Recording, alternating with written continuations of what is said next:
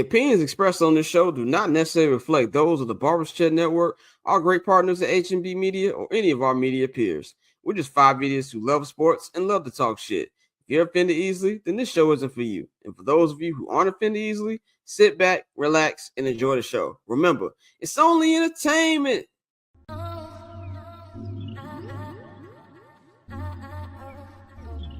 So cool. Triple double hat trick, I know the code too. Ice trade, go for trade, yeah we cold too. Getting paper on display, haters old news. Money on the other line, so I'm not gonna hold you. Money on the other line, so I'm not gonna hold you. Money on the other line, so I'm not gonna hold you. Money on the other line, so I'm not gonna hold you. Money on the other line, so I'm not gonna hold. My agent just said we made 100 flat. Make it back and make it stack just like I'm Steven Jack. Put my rings up in the camera like I needed that. Up in the air and at the rim is where I meet them at.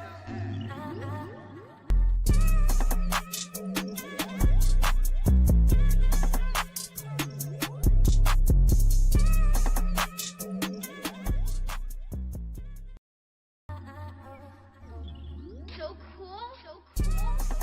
Triple double hat trick, I know the code too. Ice trade, go for trade, yeah we cold too. Getting paper on display, haters old news. Money on the other line, so I'm not gonna hold you. Money on the other line, so I'm not gonna hold you. Money on the other line, so I'm not gonna hold you. Money on the other line, so I'm not gonna.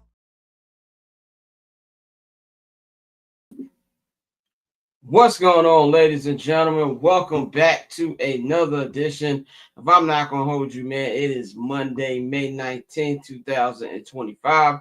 And as usual, I am your host, Scott Lewis. Of course, you know to follow me on all social media platforms at Barber Chair Scott. You can follow the Barber's Chair at Barber's Chair Co. on all social media platforms, as well as our partners, H&B Media, and at H&B Media TV on Twitter, and at H&B Media on Instagram, man. And of course, but follow our Instagram page for the show. I'm Not Gonna Hold You at INGHY Show. And while you're at it, subscribe to the Patreon, man, patreon.com/Barber's Chat Network. If you were listening to this on the podcast feed, the link is right there in the description box. If you're watching this on YouTube, you can take your phone up to the screen, scan the QR code, and it'll take you to all 4 different tiers. If you subscribe to the $5 I'm Not Gonna Hold You tier, or the $10 holla that is the Barber's Chair All Access tier, you get 25% off your first order on the Barber's Chair Network shop. That is the bcnetshop.com, man. You can get a whole bunch of good stuff over there, man. So we got a good show for y'all on deck today.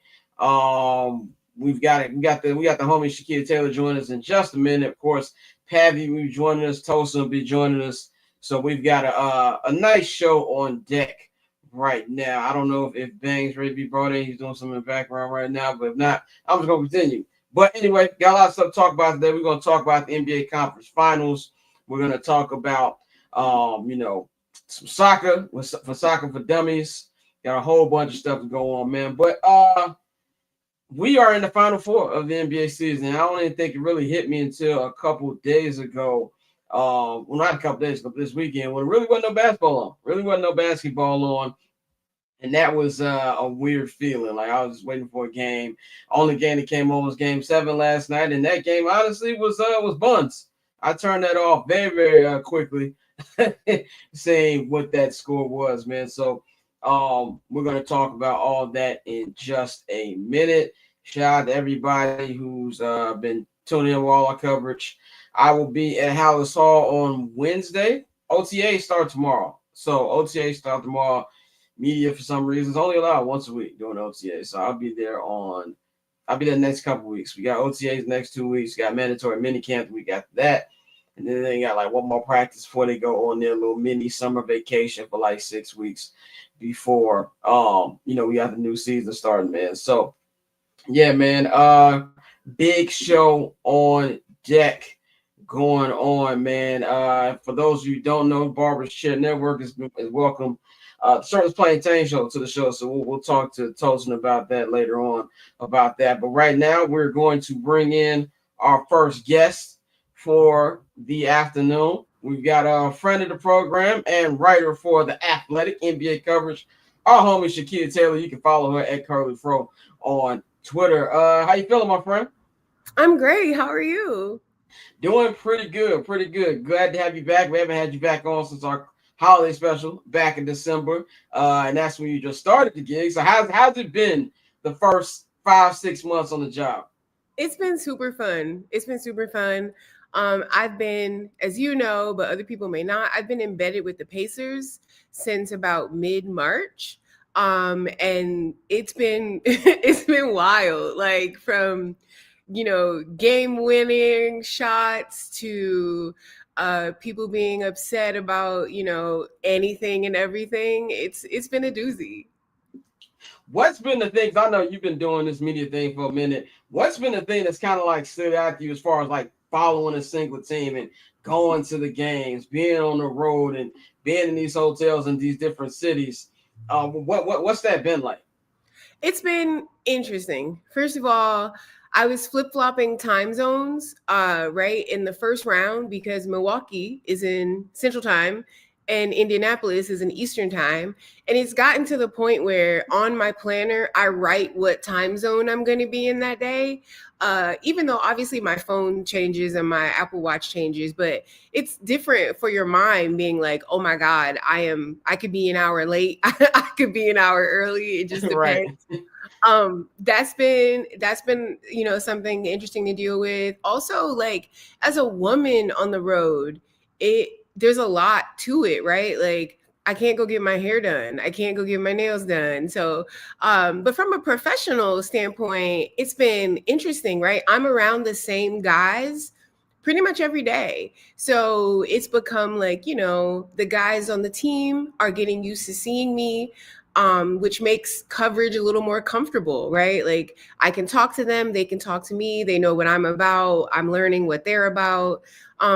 It's been a lot of fun. I used to, when I was at the Tribune, kind of jump from sport to sport, parachute in. But with this particular assignment, I'm locked in on one team, one set of guys, and learning their quirks and their ins and outs and how they play. And that's been super fun.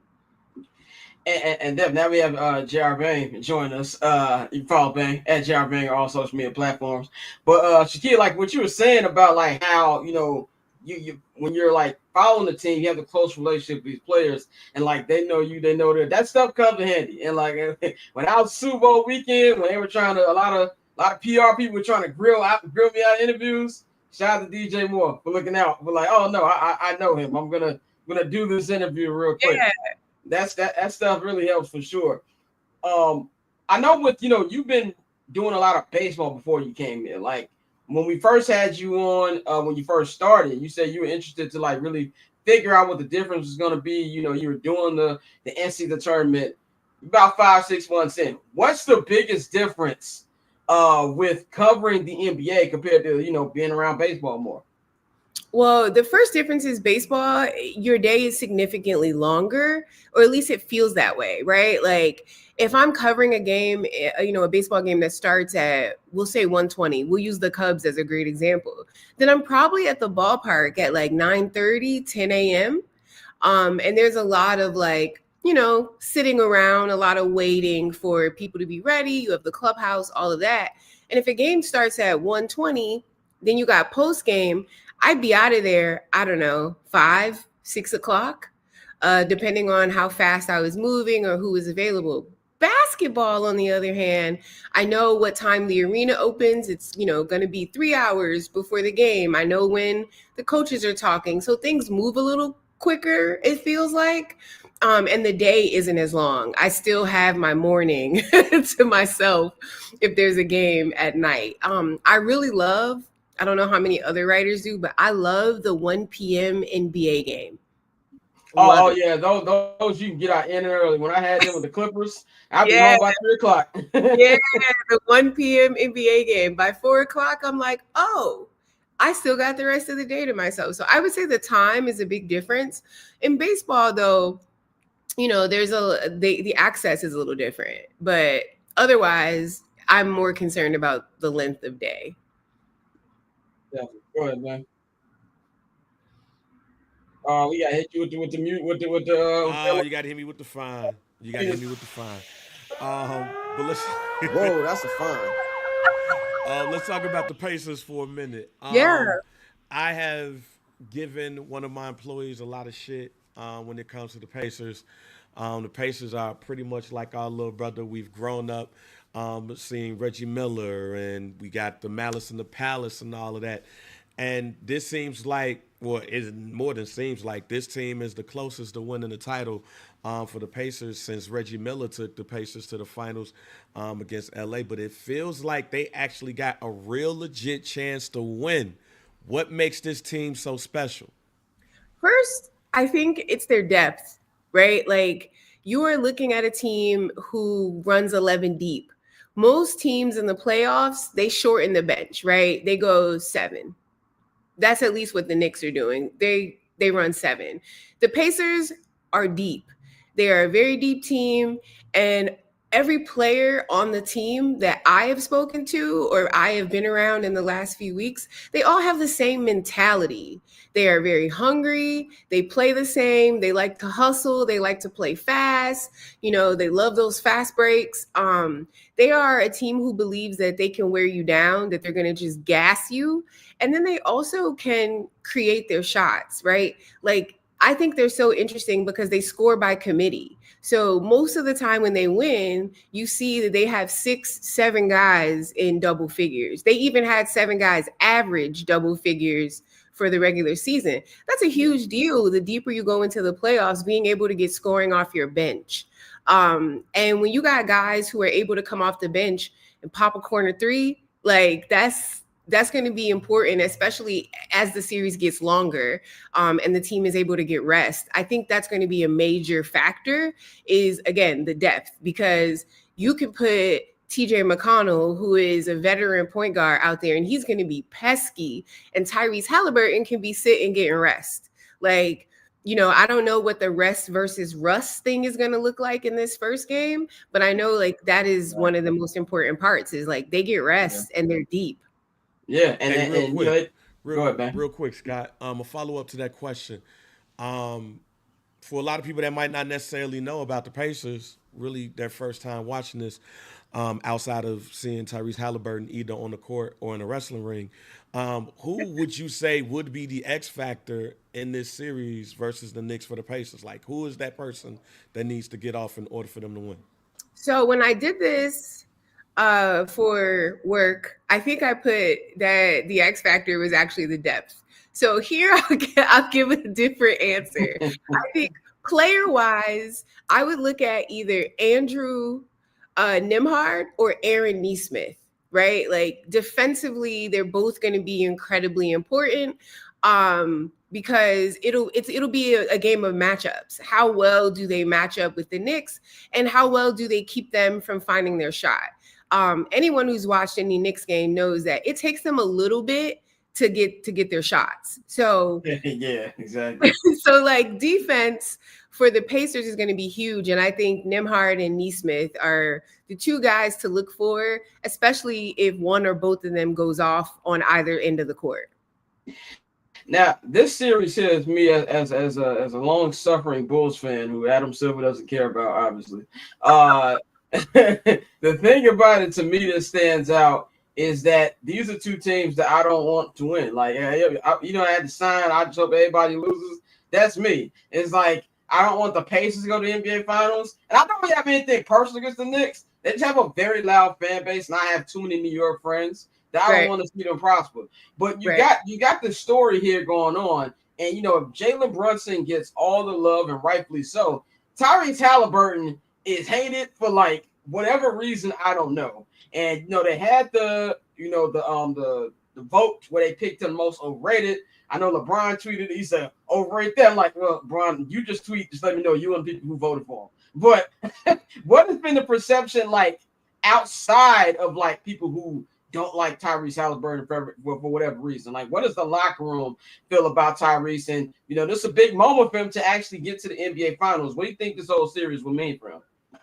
I actually tweeted about this maybe a week and a half ago or so, but like my view on the way the Pacers feel about Tyrese is they ride for him. They ride with him, right? They believe in him. They have a ton of confidence in them. Like I remember one of the games, I want to say game 2 against the Cavs, Miles talked about how they told Tyrese, right, go get the ball. Don't wait for someone to, give the ball to you. Go get the ball. And that resulted in a win. And so I think the team itself has a ton of confidence in him. I think they believe in him as the star. They believe in him as the go-to guy.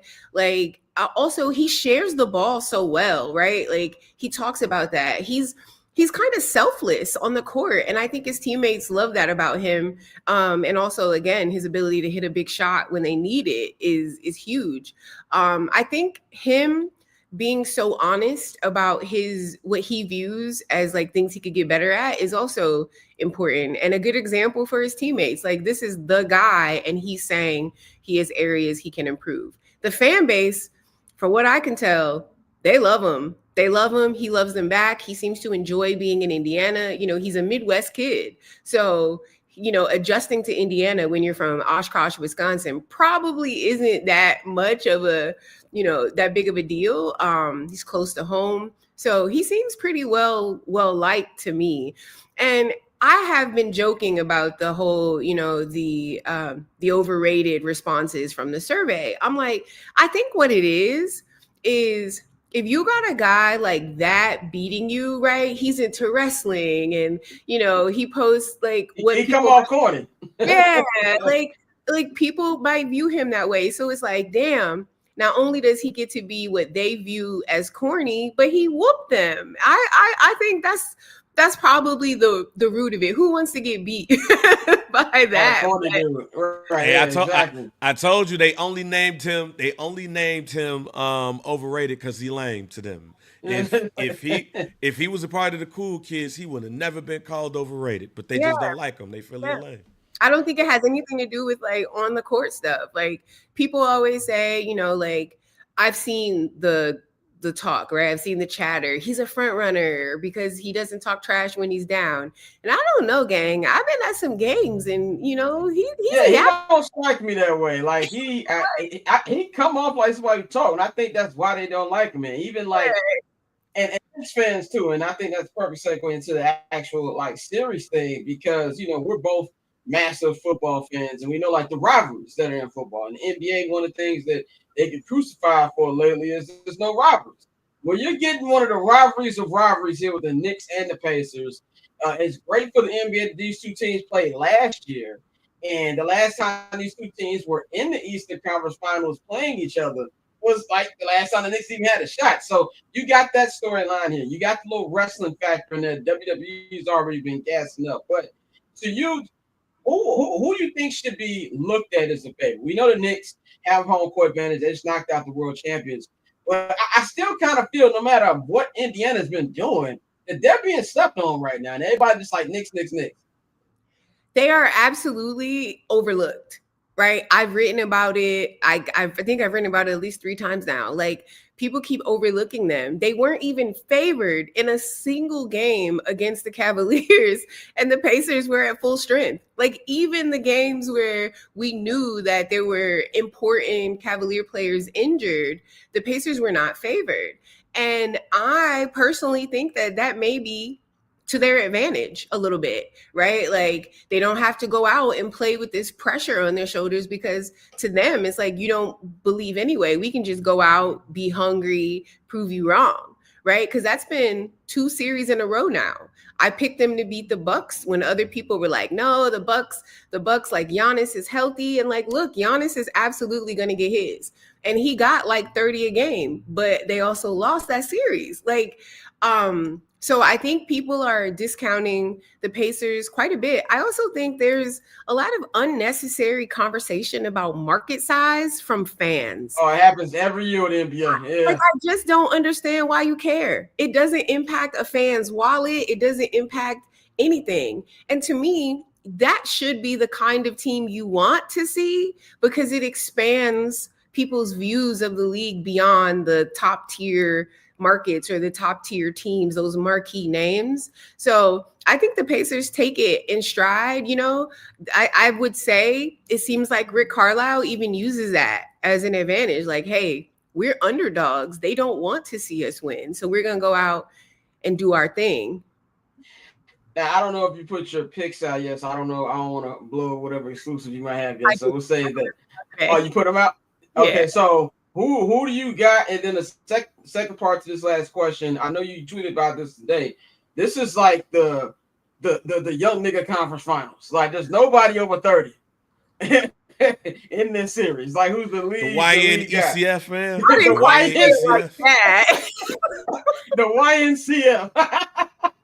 Like, so how do you think this is great for the league? And is it good for the league? Because this, you said the markets, there's some casuals out there that's gonna be like, oh, it's not LeBron, it's not Steph, not KD or Joker. So who do you got in that series, and how do you think this conference finals in general will be good for the NBA? I picked the Pacers in 6. I think that a longer series favors them. I keep going back to their depth. I think that we have to look at the coaches. Rick Carlisle, championship pedigree. I think we have to look at, Tibbs plays his guys 40 minutes. That's going to be important the longer this series goes on, right? Like rest, and there's only a game, a day, maybe 2 between games. So I picked the Pacers in 6. And to answer your other question, I think this is good for the game. I think it shows growth in the league. I think it shows that there is a next generation of players that we could be paying attention to. I don't think these guys have to be mega stars anymore, right? I think they become household names in a different way. I think we're just in a different era of sports, period. We actively engage with people we follow through social media now, right? Like I see so much Pacer stuff without necessarily even following the team because I cover them. So those things end up in my algorithm. I think it's great. I think young guys, I think young stars, I think fan bases that don't really get this experience. Like we got 4 teams who either have never won, or I think someone said or hadn't won in a long time. Yeah, last time the Knicks won, I think Nixon was in office. That's how long ago it was. Right. It's definitely been the 70s. So I just don't see how this is bad. I don't see how it's bad. Like people complain either way it goes. They complain about seeing the same teams. They complain about seeing new teams. So my thing is just like, shut up and watch the games. Yeah, as somebody who is happy the Lakers are eliminated, I'm enjoying this. I'm fine with not watching them at all, man. But where can they get in tune with you? And I know you got a busy 2 weeks coming up, maybe more if they win. Let them know they can get in tune with you and everything you're doing over at The Athletic. You can follow me at Curly Fro on Twitter. I am also Curly Fro on Blue Sky. On Instagram, I don't do too much posting, but I do post a little bit from the games. I'm a little bit of dope. And if you subscribe to The Athletic, that would be phenomenal. Find me on there. You can search me by name. And if you want, you can even pin me in your favorite authors list, which would be super cute. Those are all the places to find. Dad's gonna fight Orlando. Fam. Orlando said Bang was 13 the last time. I turned 43, not 63, fam. Well, it is cool when I open up my Apple News app and I see one of your articles pop up on the Athletics. That's always dope. So we're gonna let you go, G. Always good to holler at you. So we gonna holler at you next time. Thanks for having me. See you. Let's bring in the rest of the team. We've got Pavy. About to talk about the Hey, we got to use that. We got to continue to use the YNCFs. The YNCFs. The YNECF, the YNWC. the young nigga conference finals. That's what this is, man. We've got Pavy in the house. We got Tosin in the house, man. Of course, you can follow Pav and at Pavy World on all social media platforms, man. You can follow Tosin at Tosin M on Twitter, and that's an O with the actual 0. Oh, not the actual O. So follow him on there. And he has always been a member of our team, but he officially got his Rockefeller chain on the Barbershop Network. So we want to officially welcome you and the gang to the team. New episode of Shirtless Plantain Show will be up on all the platforms today. It's already up on theirs. I'm going to throw up on all the Barbershop stuff so y'all can check that out, man. And Pavy has a good album out just right now. PavHerbs.com. Get the bachelor do on everything going on over there, man. So how y'all doing, fellas? Pavy, you look like you just woke up from a nap. Nah. I was I'm trying to stay up for like I don't know 30 hours, so I sleep on the plane. Why, nigga? Like what's the point? So I could sleep on the plane. Oh, you going to London to see the lads. Yeah. So I'm trying. Yo, bang, ain't it your birthday today? Nah, it's on Wednesday. On It Wednesday. was the day before your birthday. Yeah, Happy birthday, Thursday, happy birthday, my brother. Happy birthday to you, both of y'all niggas, even though I will be texting y'all. That's how I remember y'all birthday, because y'all birthdays right next to each other, and one of y'all niggas had birthday of Biggie. Bang. Bang. Okay. Biggie, Ron Isley, Mr. T, and Chris Benoit. That's a wild nigga to share your birthday Interesting. with. I share a birthday with CM Punk, Hillary Clinton, and Schoolboy Q. Very random. Very random. But Tosin, how you feeling, G? I'm good, man. I'm just confused how he has these birthdays with these wild ass people. That's right. Yeah, exactly. Hey, very wild. Gemini season is here. You know what I'm saying? You know, we got, I share a birthday with Naomi Campbell. That makes sense, honestly. Naomi Campbell. You know anything about Pavy? That makes sense. I just Googled. I share a birthday with Naomi Campbell. That makes a lot of sense. Mine will fuck you up. I got Joe Jackson, Helen Mirren, Jason Statham, and Stormzy, Delonte West, and Kevin Spacey. Oh, that's a random set of niggas right there. Joe Jackson and Frank Underwood is a wild two niggas right there on their list. But Pat, what you gonna be doing up in London besides celebrating your birthday? I gotta plan my birthday dinner. So I gotta do that. I want to go see Stonehenge, do some history shit. I want to actually go to the Imperial War Museum, and in Paris, I want to actually So I've been twice, but I've never really first time was the Olympics, so I feel like that don't really count. And second time I was there, but I was sick, so I didn't really hang out for real. So Paris, I want to go to the Louvre, but the problem is the only day it's not open is Tuesday, and that's my one full day because I want to go see the Mona Lisa. But I'll probably check out some museums, see some of the other stuff, do mad tourist stuff in Paris that I've never done, and finally go to a restaurant and try to find the streets. I need to find the streets. So I need to find the streets. I'm about to go hang out with Paul Pogba's cousins. Like a soccer player. He don't know who that nigga is. Soccer player, right? Yeah, you gonna hang out with all the good soccer niggas. That's what you gonna do. I've seen the name. Yeah. That nigga's like, I know some of these words. That's bad to say. But you're gonna see a whole bunch of North, Central, and West Africans. That's what you're gonna see. Yep, I know. Yeah. Pat let you know he's been there 8 times. I don't know how many times he's been there, 5. It's been a minute. That nigga went one time he got hooked. Pat, I got a London fact for you. You know the O2 Arena? What's up? In London? The O2 Arena? Yeah. So before it was the O2 Arena, there's this thing called the Millennium Dome, which is a bunch of experiential just museums. It's a weird thing back in the early mid 90s, late 90s in London.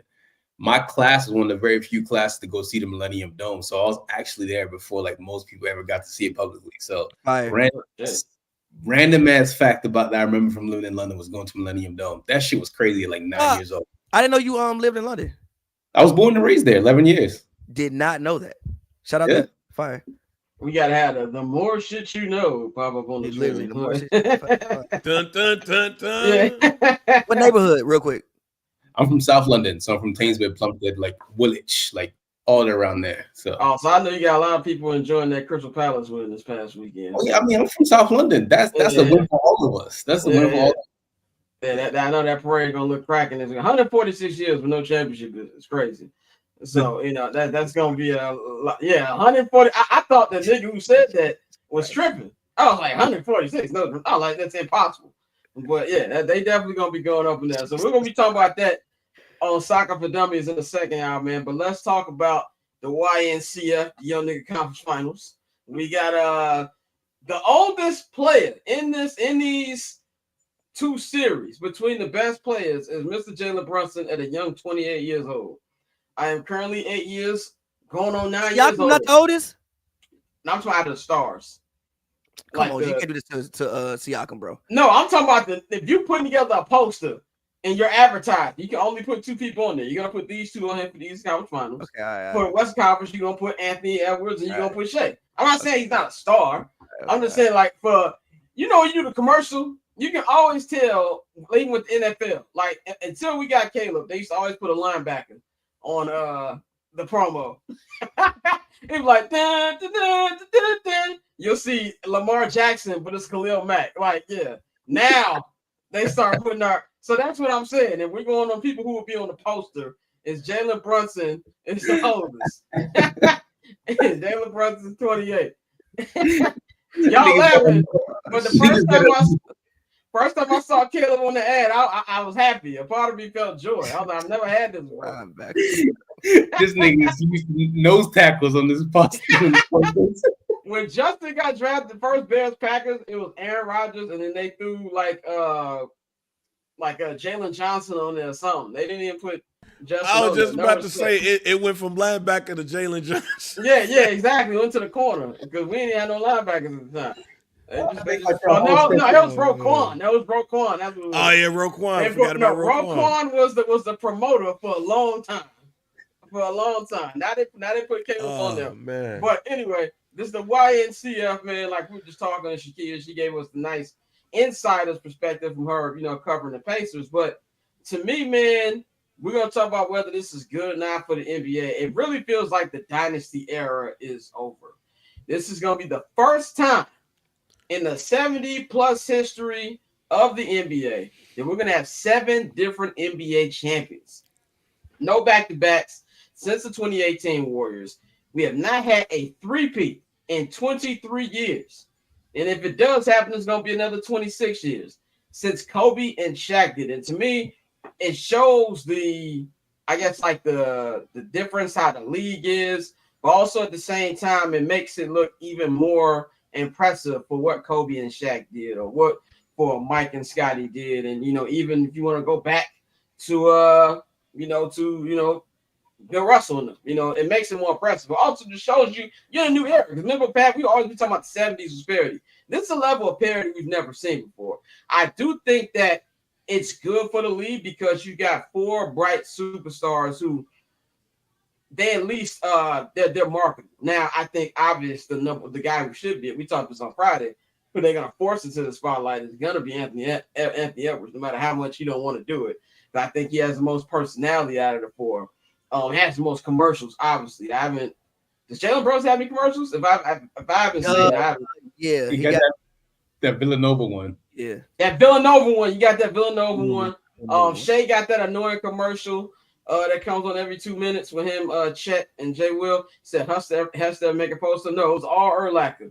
It was always Urlacher. They would show Briggs from Urlacher. Yeah, it was always it was always Urlacher. It was never. I've never seen the Devin Hester versus anybody poster. It was always on Sunday Night Football or Fox. And to that last season, he got trucked out of our TV screens and he tore his ACL, whatever it was, and then we just had Briggs on there. So yeah, I've been through some dark times. But anyway, this is something when you see they have these little bright stars. So I think it's good. I think we've been talking for like a year. Where's the NBA gonna go? No LeBron, no Steph. I feel like they're forcing it now. Like, okay, you ain't got no choice. Everybody gone. Even Tatum, Brown, they gone. Joker's 1999. NBA 1999. Yeah, but even with 99, at least you had you didn't. You still had. No, you didn't. I'm trying to think. You might be right. You're right. No, okay, even no, you didn't. Because that was not Tim Duncan's rookie year. It's the second year. That was the lockout year.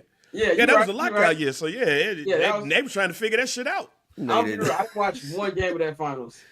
Immediately, he was like, "Nah." No, you didn't. You're thinking about this in retrospect because of who Tim Duncan became, and you're thinking about it in that. But in that time period, it was Tim, Ray Allen, Vince Carter, Allen Iverson was the face. The pseudo face of the league at the time. They didn't want to do it. The Lakers kept getting eliminated, so wasn't Kobe and Shaq. The Jazz was still there, but they was old. What was the Charles Barkley? He was ring chasing in Houston. He was. Scotty was in Houston. Scotty was in Houston. Chuck wants to act like we don't remember that Houston era. Every time he talk about, oh, Giannis need to stay in Milwaukee. When I was at this team, like, look, man, I know a lot When I of was these in niggas. Phoenix. Yeah, I know a lot of these niggas is 21 watching the NBA. I remember, brother. I remember you being in He was Houston. coming off the bench. That wash big three of you, Coming off the Scotty, bench. in our Coming off the game. bench. He was coming off the bench. Coming off the bench at one Who point. was starting? I don't know, but it wasn't him. At one point, He he did was come coming off off the bench. At one point, he did come off the bench. bench and shit. And then he tore his ACL, and that was No, it. he tore his quad. Wasn't it? It was his quad. Yeah. Okay, Quad, it was yeah, one of them. yeah. shits. Remember Michael Jordan was squad. trying to put together that wash big three? He was trying to get Pat and Chuck to come to Washington. That was nothing. Yeah. I do not remember that. Yeah, remember that one year that they thought that he was gonna leave inside the NBA? And it was like, No. yeah, we know you might be going to Washington. It was like after the second or third year inside the NBA. They thought he was gonna leave. You got me on that one. Yeah, Michael Jordan, bro. Yeah, y'all can look it up on YouTube. Fair. And I noticed because I took a 1 year NBA break after Michael Jordan left the Bulls. I didn't watch until 99, 2000. Then I just immediately started messing with the Lakers because Kobe was my guy. That was really about it. It had to take me a minute because then there was rumors like, oh, Michael Jordan's gonna come back in like the second half of the season, and then never came back. But anyway, Pat, what do you think about this new era in NBA basketball? Do you think it's going to be like this for a while? And do you think this is ultimately good for the NBA? I mean, yes, I do think it's good for the league. I think it's good for the league in general, just because of the fact that, again, you need new stars, bro. You have to have new people to care about, bro. Bron, KD, Steph, whoever else you want to name, these guys just literally cannot do it forever. It's literally impossible. So the fact that, you have an Ant, you have a Shea, you have a Tyrese, you have a Brunson, especially the Knicks being good, like the way Brunson is gonna be beloved by New York fans pretty much forever now. Even Cat, like there was a point in time in which I feel like Cat in Minnesota, he kind of got his block taken away a little bit. You know what I'm saying? Like Cat came in, and I think that was a GM poll that was midway to the 2010s, where people said they would have picked Cat first. Like if you were doing a GM draft and you could have anybody in the league. So for Cat to be in New York, for Cat to come back home again with his story of his career, like I think that's great. And yeah, I think we're definitely in like a new era. I won't say that we'll never see a repeat. I just think that it's going to be a lot tougher. Like for instance, I think if the Thunder can win this year, I think they're in a great position to repeat. Why? Because of the way that they built their roster. Like they have so many, because of the CBA, it's going to be hard to keep some of these teams together. So you're going to have to replace a lot of these guys with cheaper options. So the fact that Thunder do have so many picks, they can continue to let's say if they have to let, I don't know, a Jalen Williams go, or like an Aaron Wiggins go, or like a Lou Dort go, or like even a Chet go or something like that, a Harkenstein go. They have so many picks where they can easily plug and replace these guys and keep these and keep this thing going, as long as they can continue to keep their core three together and things like that. So yeah, I think it's great for the league, and I'm excited. It's new stories. Like granted, I enjoy watching Bron go every year, but at the same point in time, after a certain point, you knew the Warriors was just gonna smack them. Like that's not really fun. We all have our opinions, but I think we can all honestly say we have no idea what's gonna happen. But I think that's the fun thing about it, because there's one thing that the NFL and Major League Baseball have always had over the NBA to me, which you never know who's going to win. Like, you could be an NFL team that won 14 games and you don't get past the divisional weekend. We see in baseball every year, it's all about timing. You have a team that won 89 games, beat the team that won 115 because they bats went cold and, their pitching got on fire. So I think this for the NBA. Now, I will say this. Now I'm giving it to Tosin. I will say this.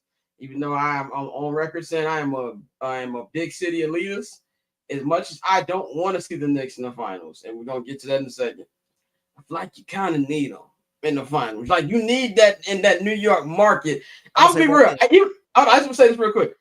On a basketball perspective, I think Thunder Pacers would be entertaining. Nobody wants the two cities be Oklahoma City and Indianapolis. I'm sorry. Go ahead, you Pat. can't even fly from Oklahoma City to Indianapolis. Like, That's I legit don't think exactly. they have flights. I will say this one thing about Indiana and New York. Indiana better win every game by 15 to win by 2. Say that again. Indiana better win every game by 15 to win by 2. So win by 2. Why you say that? Because if it's close. Oh, if it's close, you gotta We got Jalen Brunson is in that. No, is in that's that not. category. No. You are missing what I'm saying. You missing Oh, what go I'm ahead. saying. You're missing what I'm saying. I think the league would love to have the Knicks in the finals. Yeah. So you I better win forgot who every said game by that. 15 to Who was win that by that 2. said? Evan Who Turner. that said that? Oh, Yep, I Evan get. Turner. Oh, Yeah. I He get was what like- you're saying. He was like, Yeah. I think he said Tony Batista. I'm like, hey yo, bro, you never gonna have to win by 10 and win by 1. He was like, bro, who you want to watch, Boston or us in the next the round? refs. That's a Who good you want to point. watch, the Knicks or the That's a Pacers good in the point. next round? So you better win Yeah. every game by 15 and win by 2. I'm just saying. That's a good point. Tosin, what's your take on this new era of NBA basketball? First of all, I want to apologize to all the Knicks fans for saying y'all gonna lose when I said y'all gonna lose. So don't beat me up, Knicks fans. Because if y'all win, guess what? I'm a Knicks fan too because I live here, so it's my divine right. But I will say this though, man, it's nice to see the league change. One of the things that sometimes you fail to realize is that we get old. It is what it is. Father Time is undefeated. We now are in our 30s, and these are our superstars who are watching. These younger kids need their own superstars and people in their face of the league. So this is their era. This is their era, and this is a new era of basketball of like players that they're going to be up and coming superstars. I promise you, when I was watching the Thunder, I was like, I don't even know half who these dudes are. I don't even know, like, they all look like NPCs to me, but these kids know who these guys are. So this is their era for them to shine. So, and it's also nice, man. It's like new storylines, old storylines. Like Pacers Knicks is an old rivalry that's finally got revived. And then Thunder and, the Timberwolves is just a whole new thing. And like Ant can finally become the man. So it's a lot of different narratives that can be driven. So it's nice. It's really nice to see. Yeah, it's like a new chapter in the old rivalry. They're gonna do like you're gonna get a whole bunch of Reggie Miller this week, especially since he's gonna be calling it with TNT's last playoff series ever. And on top of that, we got a little Draymond sparkle on it. It was announced that he's gonna be joining Inside the NBA for this final week. He's gonna be coming out hating because they just got eliminated. You got that. And so that's you're gonna see the Spike Lees. You're gonna see all of that. They're gonna do what the NFL did 2 years ago when they had what was the Niners. It was the Cowboys in the playoffs, and we got a whole bunch of Aikman and Young. They're going to do this whole same thing here, try to blend history into it. But, Bang, what do you think about the YNCF that we got coming up? As the OG here, as the old head here who's been through a couple of transitions, I love it. It still makes my LA 2028 apocalypse for the NBA even more stronger, you know what I'm saying? But as far as just for American basketball, no, let me stop playing. But I do love it. The last time I could really remember this truly happening was 1999. I know we had the transition from Kobe to LeBron and everything, but we could say what we want to say, but there's no true face of the NBA. Like, nobody has taken it. We're trying to give it to people, but nobody is taking it. So when I look at this Final Four, look at Tyrese, I look at Brunson, I look at Shai, I look at Ant, I look at who wants to be the face of the NBA. I also look at small town America. Like, imagine if there is a Indiana versus Minnesota final. That would be so non-David Stern like. If that were to happen, David Stern would have ripped the TVs about the wall. That it had been full collusion. Like it passed right. He had Tatum out there on his torn Achilles. Somebody, no nigga. Yeah, like no, you had it. Not on my watch. But the crazy thing about it is that because the Pacers do have, to me, a star, a facial star. I don't want to give Tyrese Halliburton superstar status yet. I actually don't want to give none of these people superstar status yet. I think this is the fatal four-way to find out who's the next superstar. But man, I got a great wrestling comparison. Tell me if I'm spot on. You know what this is? This is when the Rock, Stone Cold, and then retired. Hey. Triple H moved into the box. Undertaker only showed up. This is the Edge, John Cena, Orton, Batista era. Yeah, talk your shit. Talk your shit. First Black right Champ. Latest episode of First Black Champ live right now on Barber Co. Hey, look, I was going to use that as an example because Tyrese Halliburton and Jalen Brunson has been in front of millions of people due to the WWE. You got Anthony Edwards, who is I guess you could call him the pseudo face of the league right now, probably the most popular player in the NBA right now. And then you got Shy, who's in all of these commercials and everything, Fashion Magnet, all of that stuff. Like this right here is for my son. This is for, and I was gonna mention this on the show real quick. I am so upset that the Knicks are winning. Why? Because my son is impressionable. He's 10 years old. He gonna think they're a good team. Man, this is the fight for the 10-year-olds, G. This is the fight for the shorties that's looking at the TV and looking at who's next. This is like me. When the Lakers start, when we beat the Lakers, we knew we had it. We knew the Bulls had it. Even before that, the kids had Magic and Bird. The kids had Kobe. The kids had LeBron.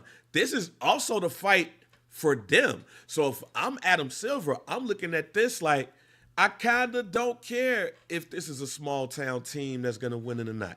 I need a face. And if that motherfucker's in OKC or Minnesota or Indiana, I'm cool with it because social media is going to make this person an even bigger star. He don't have to be in a bigger market. So I think that's the other thing that the league is looking at too. And our Gen Z super producer, Nikhil, just said that Shea is most popular player amongst Gen Z. And there's only one person who Over can LaMelo? bring Shea. Over LaMelo? Yeah. I mean, the kids will say it. You know, Shay's aura man. That's what he is. He got all the auras. Aura man. Aura Farms. Aura Farms. He Aura Farms. Yeah, But my son looked he at says Jalen yes Brunson. over LaMelo. He says yes over LaMelo. Hey, but my son looked at the highlights this morning. He was looking at the Knicks like, oh, this might be mine. And I looked at his ass like, You can leave. your ass in this house. You better put up, man. You know you better do in the house. You better force him to watch all the Balkman highlights. That's what you got to do. Right. And show him Charles Oakley getting kicked out of the Garden. This is how they treat people. This is like, to me, there's only one person who can bring Shea down. His name is Drake Aubrey Graham. If he puts up another bet, like he screwed the Maple Leafs last night. As soon as I saw that bet, I'm like, yep, Panthers won. Hey Scott, I was gonna save it for the soccer edition, but you know who Shea looks like a little bit? Looks like Frimpong. I mean, he looks like a Timber. It looks like Timber on Arsenal. I know. He do like Timber a little bit. He do a little bit, and like he's very Canadian, bro. Like when he talk, he sound like a Drake skit. Like I'm like, oh dang, Drake wasn't making that up. That's really how these niggas talk. So like, and like for me, that's why it's new era for me because I don't really have anybody to hate on because I'm older than all these dudes. Somebody look like hating on a 23-year-old. Like it just makes me feel weird. Like I'm be 37 this year, and I'm like, yeah, this nigga. Born in 2002. I don't like. No, that's some who I don't think of the best. I don't hate them. No, it's definitely something I don't like. Who? Do something I you don't don't like Wemby. I don't like Wemby. Why you don't like Wemby for? I just don't like Wemby. I don't like the way he plays basketball. I don't like the way he plays offense. I don't like this shit. I don't like the way Jason Tatum plays offense, but he's under. There you go. I hope he gets better, but it's just like. There you go. I'm gonna be real. This is gonna sound terrible. I'm not gonna miss watching him play. I'm gonna be real. I want him to get healthy, obviously. I'm not gonna miss that dribble, step back. I'm not mad at you. I think Boston plays a very nasty style of basketball. Nasty style of basketball, bro. Boston plays Lifetime Fitness basketball, fam. Let's just be real. Exactly. They play like when you playing, like when you play live back in the day and you down 30, and you just start jacking threes. That's what they play with. But I don't really like LaMelo either, but that's because like he doesn't play actual NBA basketball. He plays like a my player. We don't know how good Melo is because none of his games are meaningful. Because he plays like a fucking my player. That's why, yeah. Like part of the reason none of the games is meaningful. Do you know why I love the conversation? Because everybody turns to ethical haters. Real ethical. The Hornets be out of it before Thanksgiving every year. He said Wemby must have been in Delilah while Pavy was in there. No, I tell you one nigga I did see in Delilah. I thought he was hiding out in the cut. Nasty man himself, Freaky Sean. We was in there, and I remember I told Walls was like, yo, something. That's Sean Walker. Like, yes, it was. He was in the corner trying to be low. I knew that was him. But anyway, let's talk about the Knicks, man, because this is how I feel about the Knicks. The funny thing about the Knicks is I was raised to hate the Knicks. Which is funny because they never beat the Bulls outside of when Mike wanted to go play bat 220 in the minor leagues. On a side note, I really hate White Sox Michael Jordan jerseys, considering he never got called up. That's never here nor there. Those really irk my nerve when I see people wearing those. But they never made the Bulls. So it's like I was told to hate them, but I don't really have a reason for it. This is why we can't allow the Knicks in the NBA Finals. One, I have way too many New York friends. Wait, that's number one. I don't want to live in a world where we can't have them hanging over them anymore. You know what I'm saying? Like, Tosin, I saw a video today where they had Man United fans debating with Spurs fans about what happens if who wins the Europa League this week. They're like, well, we can't have the Spurs win because then they win something. That's how I feel about the Knicks.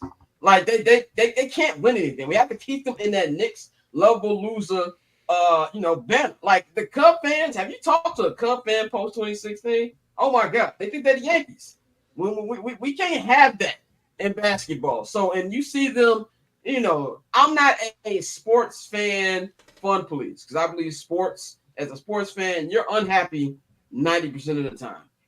I think there's a little 10% where you really enjoy watching the sport you love, and I don't care what team you root for. I see Laker fans complain about stuff. So I think you should celebrate when you have an opportunity to celebrate. But the street surfing and hanging on top of a light pole because you won a second round series, we don't get banners for that, bro. At least with a conference final, you get your little Eastern Conference Finals banner you can put up. So I don't want any more of this. I don't want any more of this going on. So that's why I am rooting against the Knicks to win the series. But at the same time, I'm torn because I don't want to watch the Pacers either. I don't want to hear about the Indians. It's basketball state. I don't want to hear none of that. So I'm really torn on how this is gonna go. But I think it's a cool story, but it needs to end. We don't need this to have the happy fairy tale. You call me a bitter Bulls fan, I might be that. I haven't seen conference final action since Obama was in office, the first term. So it's been a minute. Pat, what do you feel about the Knicks fans, not the team, the Knicks fans, and you hang out with a lot of New Yorkers yourself. Yeah, we can't have and this, how bro. they've been in this run. We can't have this, bro. I don't want to live in a world in which the New York Knicks are NBA champions, bro. I know way too many people from New York. I know too many homies. I done seen women from New York who I know ain't cut on a basketball game all year until they realized the Knicks was good. Talking about some go Knicks every time on Twitter now. Like, we can't have this. No, I do not want to live in a world in which the Knicks are NBA champions. Listen, I know it'd be great. Listen, I want them to make the finals, and I want heartbreak to happen. I want them to get to the finals, and I want heartbreak. I want Julius Randle to go fucking nuclear in the Garden. I want fucking Jalen Williams or Isaiah Hartenstein to lose his mind in a pivotal game 5 to put them down 3-1.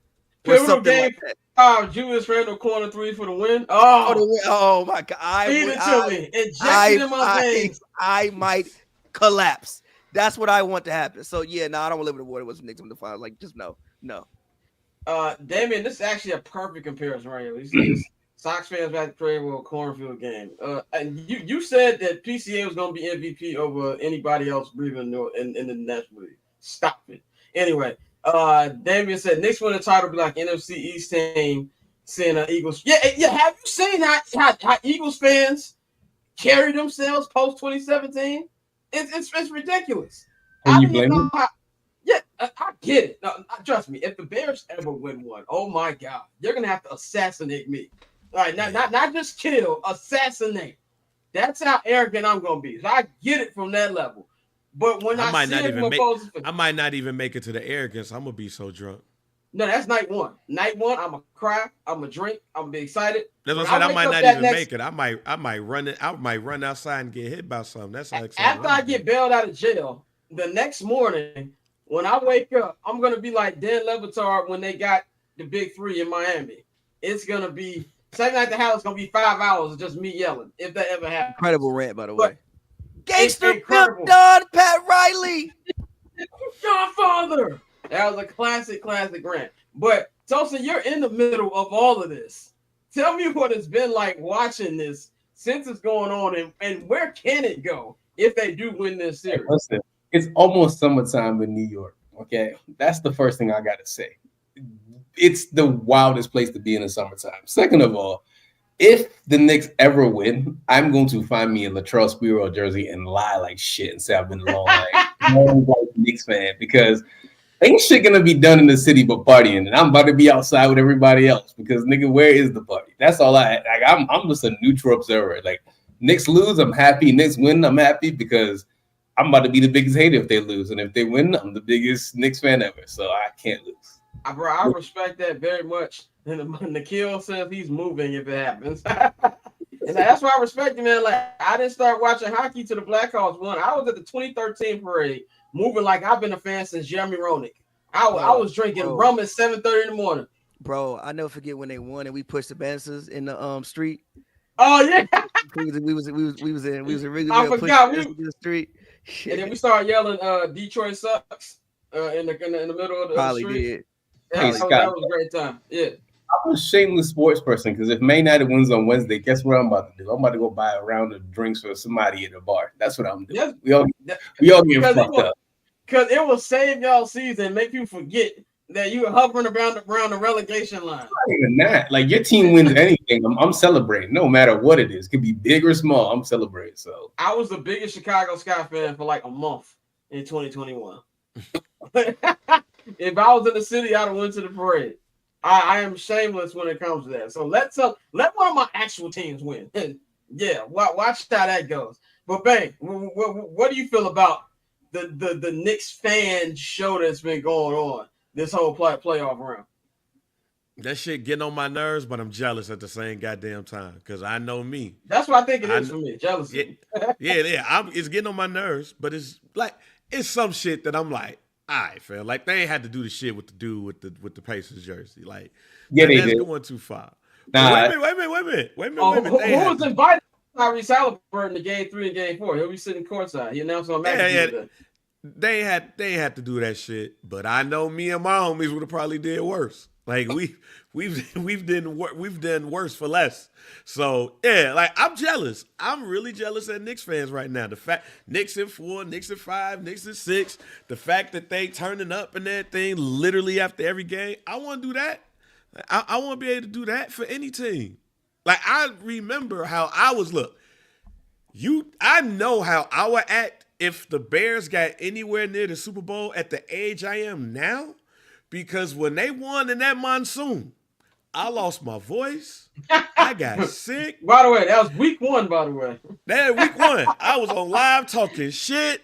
We almost jumped the 49ers fan because his girl was looking at it. His girl was celebrating with us and she got mad. So she had to look at him and be like, no, these ain't the ones. Like, look. Oh, that's just game 1. Yeah, and Pav can attest to this. I was talking nuts at the game 1 of the 2011. Oh my God, G niggas! Finals. Oh, bro, you couldn't tell. I Chicago, was talking nuts. Once. So this is a point in time in my life in which I didn't really know nobody that wasn't at the crib. So like the internet, when Taj Gibson dunked on Dwayne Wade, you couldn't tell Chicago niggas it wasn't Michael Jordan reincarnated all over again.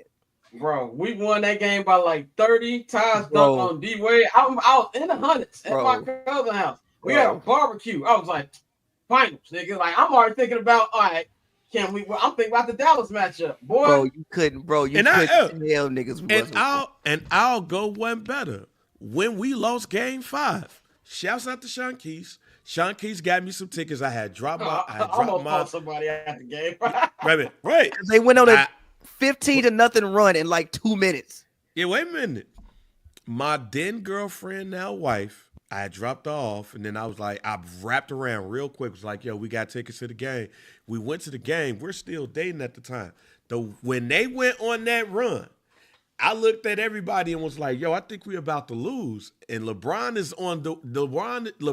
is on D Rose, and D Rose can't do shit. When I tell you, when they lost that game, I lost my shit.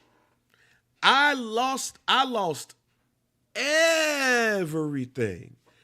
And I'm telling you, that's how I know if the Bulls win, how I react on the opposite. If the Bears win, oh no, fam. Like I said, I will be drunk.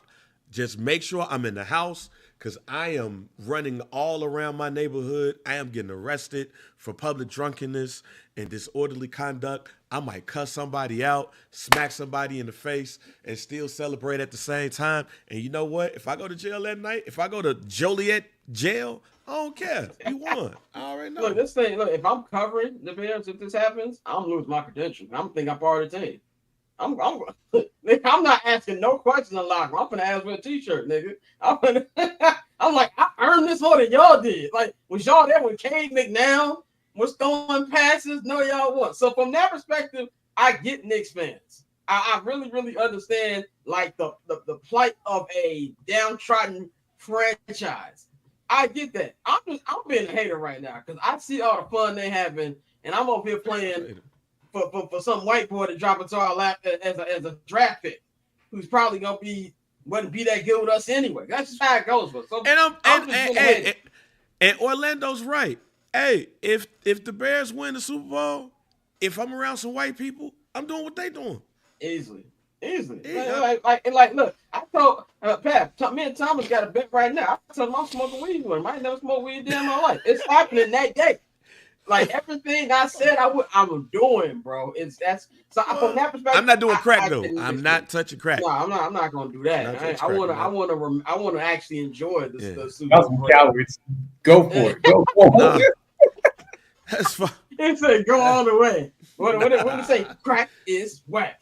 But let's talk about. Hey, go see me at the parade like this. No. Last did y'all see that TikTok of that dude? And they said, "What would you rather have? Seeing your kids get born or the Bears win the Super Bowl?" He said, "Oh no, you see Bears win the Super Bowl." G said, "Y'all understand, G? You gonna have GDs and BDs holding hands in the middle of the street saying, 'Tear down Chicago, man.'" He said, "No, that's what the city needs, bro." He said, "Ain't gonna put their switches up. It's just gonna be unity." Nothing says unity like a Bears Super Bowl. Yeah, he said, "Sky getting this." Oh yeah, I'm telling you, if I'm covering that game, you gotta be doing the snow angels and the confetti. That's gonna be me. Like I play. Wait a minute. Do it make it even? Do it make it better, or the sense of urgency even more, considering that they'll be in Arlington Heights by 2029? Do it make it more of a sense of urgency for them to win at Soldier Field? I'm gonna say this. No, forget all that. I'm gonna say this, and I'm gonna end this topic with this one. The NFL better not ever let a Super Bowl that the Bears in be hosted here. You want to see a city blow up, win or lose. Win or lose, it's gonna be some static outside. Okay, if it's winning, I don't know. You seen that? Remember that Wembley Stadium documentary about them flooding during the English Cup? That's gonna be Chicago. It's gonna be Chicago. You're gonna see a whole bunch. Especially if they have one of those like those area joints where they have people watch the game. If they have, if they had that shit in Arlington Heights, Arlington Heights would be let's move on because we're clearly dreaming and we're gonna go 9-8 this year. But anyway, best NBA Finals matchup, man. To me, I think it's very simple. I think it is Knicks and Wolves. It's the best storyline to me because you got a trade that both these parties did right before the regular season. You got Cat, he's fitting in well with the Knicks. You got Julius. I've never seen Julius have a bozo-free playoffs like he's had so far. And then you've got the Knicks and the storyline that comes with that, Madison Square Garden. And then you got the guy who, even though he don't want to be face of the league, people are looking at him to be the next face of the league. How better than to have your official Garden moment be in the NBA Finals? Like, even though the Spurs beat them in the NBA Finals, I don't really remember a moment from that series. Like, you had the Avery Johnson 3, but he's Avery Johnson, no disrespect to him, but like, because they beat the fuck out of them.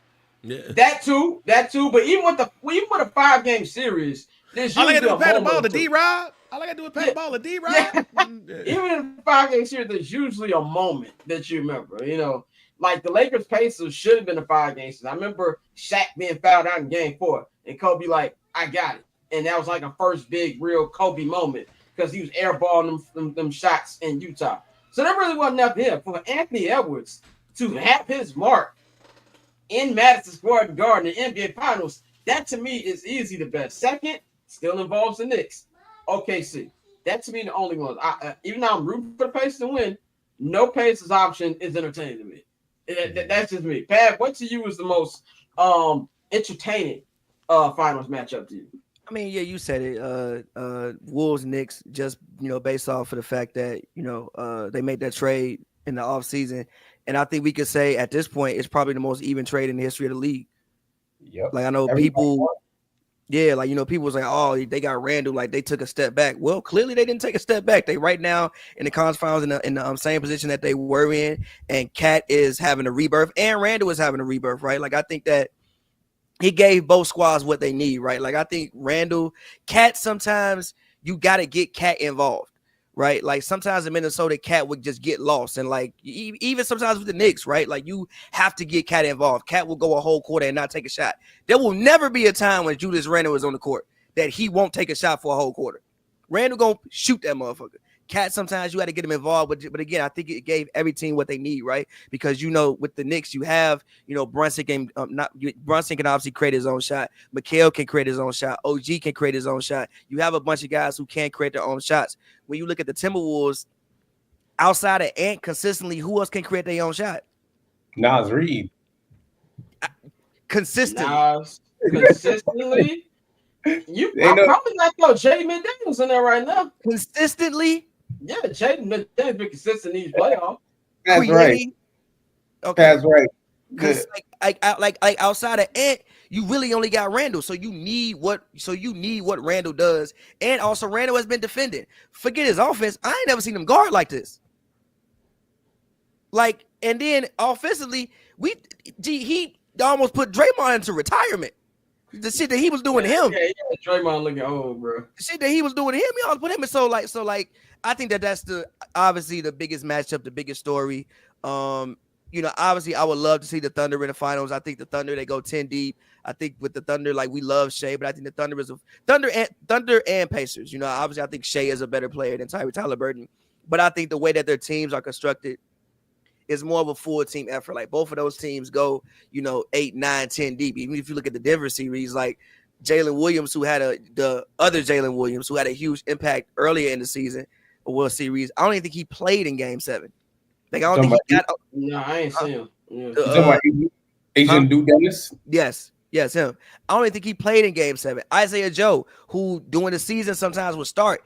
I don't remember him doing anything in that series. So those teams both have extreme amounts of depth, and I think it's a full team effort when it comes to those guys. But going back to what I said, the best matchup, the best storyline, the best everything would be Knicks versus Timberwolves, and yeah. Bang, what would be the best match for you? Is it Knicks Timberwolves too, or is it something else different for you? It's Knicks Timberwolves because you got the Knicks versus Anthony Edwards. You got I guess Nikhil said that the Gen Zers love Sha, but the old niggas love Anthony.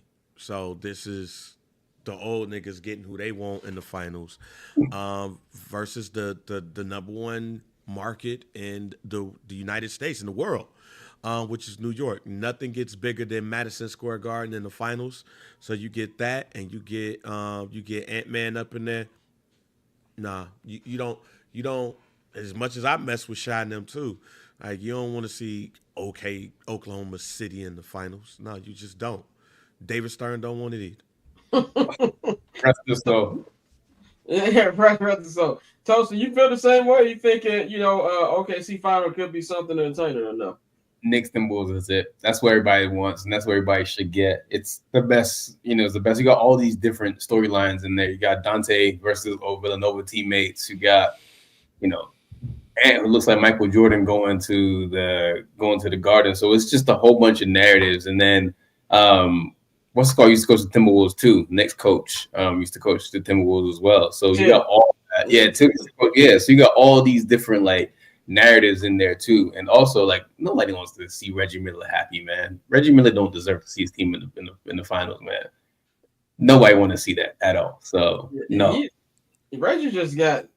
Thing about Reggie, he's just annoying, bro. Like that's my only like beef with Reggie. Like Reggie's the reason that I'm emotionally involved in sports because when he pushed Michael Jordan, bro, First reaction I've ever had as a kid. I literally yelled, "He's cheating." And that's literally all it was, man. But let's talk about the West Conference Finals. So, first conference final series starts tomorrow. In OKC. Of course, the Thunder had the #1 record in the NBA, so they'll be hosting this one. Very, very short break for them coming off of Game 7 last night. The Wolves been off for a couple days now. I think they got rid of the Warriors like on Wednesday. I think it was Wednesday or Tuesday. So it'll be almost a week since the last time they played. I don't know if the rust is going to have anything to do with it, but this is on paper, it should be a really, really entertaining matchup. I think that two very bright young stars here. These two have had very high scoring games this year. We even had that that situation where Coach Finch went up there and said, "Yo, I hate playing OKC because they don't let you actually guard shit." He said, "You put a hand on it, it's going to be a foul. It makes it very irritating." So you're going to have that going on right there. It was a big storyline. And you got something where, the Wolves, who were in the Western Conference Finals last year, they remember getting straight up watched by Luka and the Mavericks last year. So maybe they'll learn a little bit more than they did last year. We know the Thunder obviously learned from the mistakes they made in the second round last year. Both these teams losing to the Mavericks. So you're going to have that. I think, to me, the reason why I prefer OKC in this series, I think defensively, they're just a better team defensively than what we've seen from Minnesota. I really love the way they guarded Joker in the last round. I feel like he never really got into a rhythm. Of course, he had some big games, but even when he had big games, they were able to shut down the others, and to the point where it didn't really matter what he was doing because it was really just him or maybe even Aaron Gordon having a good game, but shutting everybody else down. So, Pav, you were talking about who can create their own shot consistently. That's going to be a big factor. I think this is going to be a series where Rudy Gobert is going to be in foul trouble a lot. Can Julius stay consistent against a better defense than he has in the past? I mean, he's played well, but the Lakers don't have the best defense. And to be quite frank, the Warriors' front court is kind of watched right now. So you got that. It's going to be a little different for him.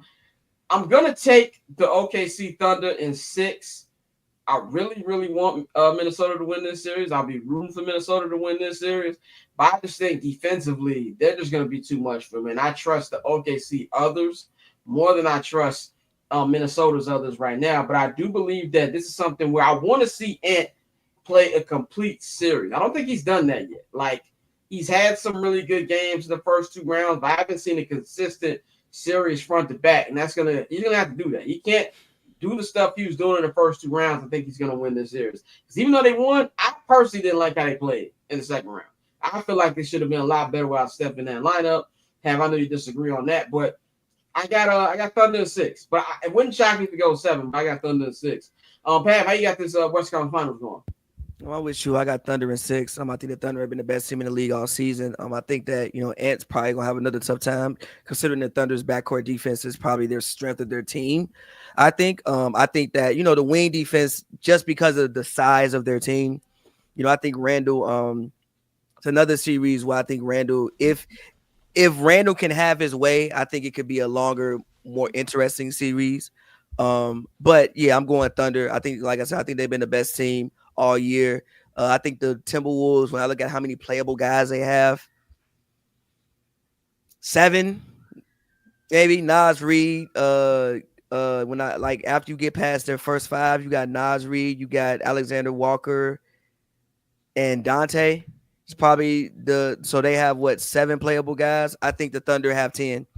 9-10, and I think that even Jokic said today, seem like the teams that have the bigger rotations are the teams that are winning just because, and they play fast. So I think the Thunder have a way to be able to tire you out.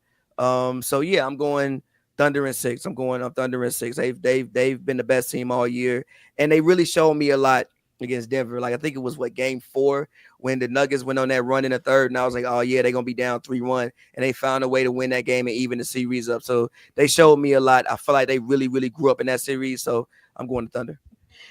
Yeah, this last series was definitely the grow up series to me. Like, a lot of the mistakes they made against Dallas last year, they didn't make it this time. And I really love how they handled Game 7. Like, there was never a point in there outside the first 5 minutes where where the Nuggets took a 10, 12 point lead. and the way they bounced back from that to making this game pretty much over at halftime. That was really, really growth right there. Bang, how you see this series going? OKC in 7. I think it's going to go 7. The dogs are going to keep the Wolves in this series. I think same thing with the Lakers series. Um, they have dogs all across the court. They're going to play harder. They're going to get their play hard on, but ultimately they're going to run out of gas. I got OKC in 7. Tosin, I know you said you want to see the Timberwolves in like we all do, but do you like their chances in this series? Just thinking about like just again what Pat was saying about the depth on the Thunder. It's just they got. I think they'll probably overwhelm. We've seen the Timberwolves stumble against teams they should have put away, but it really is just down to end. Like what is he gonna do? Is he gonna really show up or not?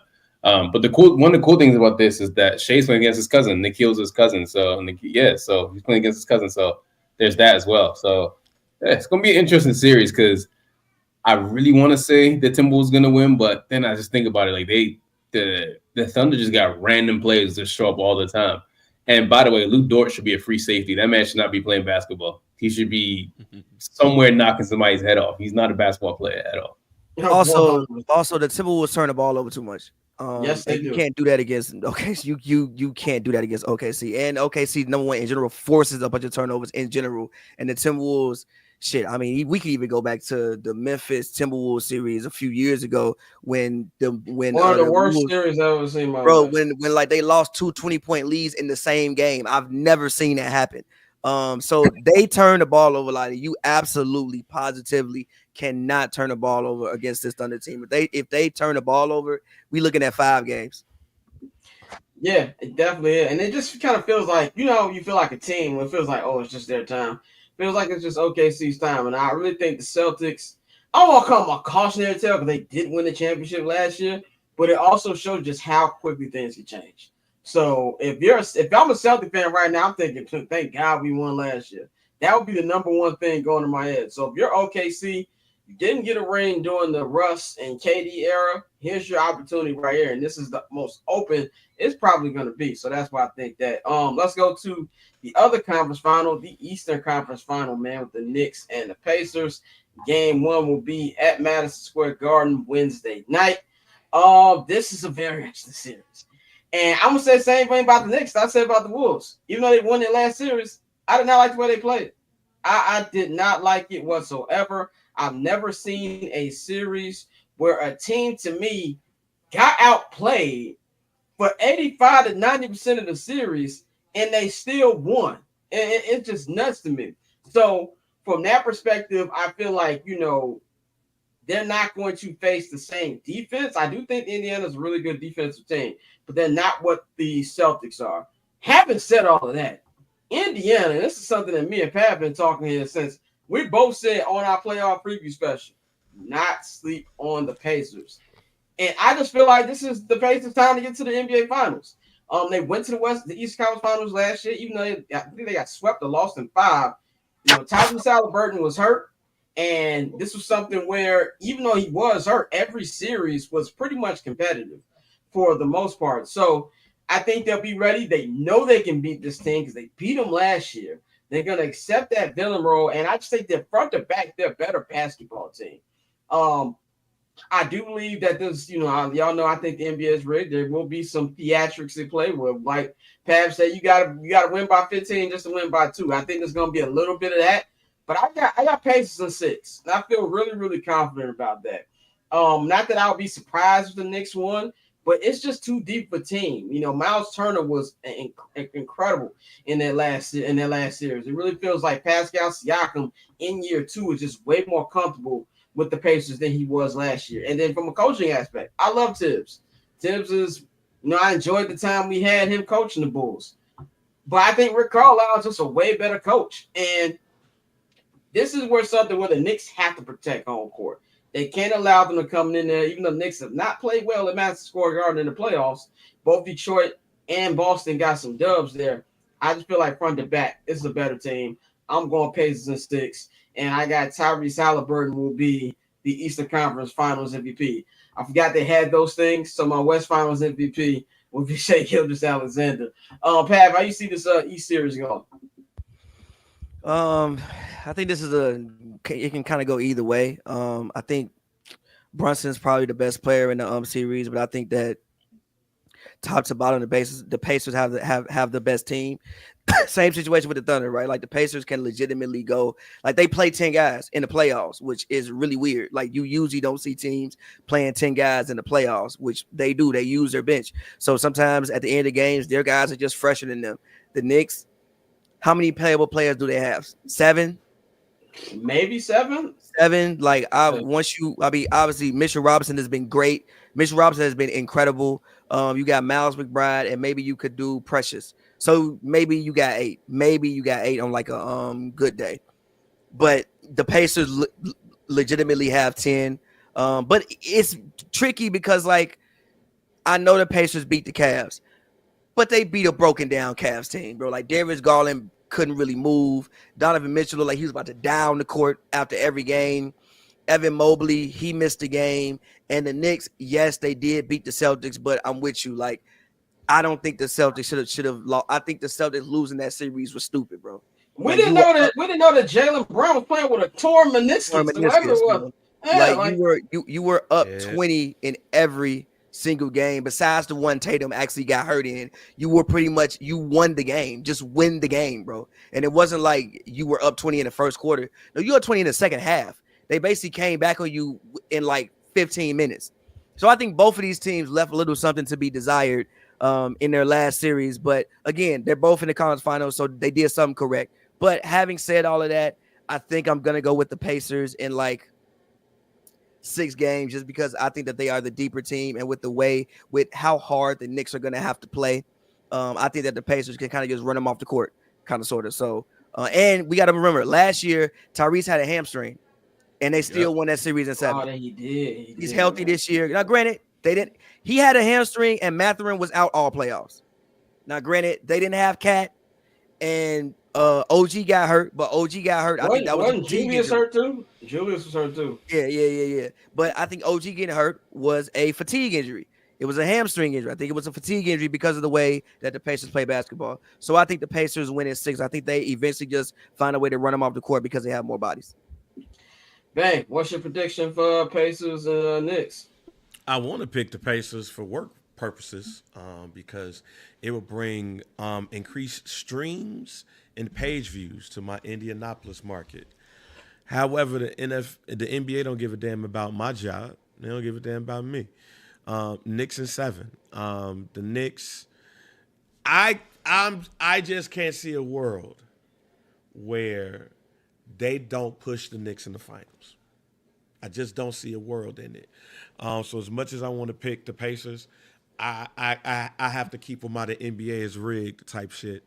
And we're going to see the Pacers, the Knicks, in the NBA finals.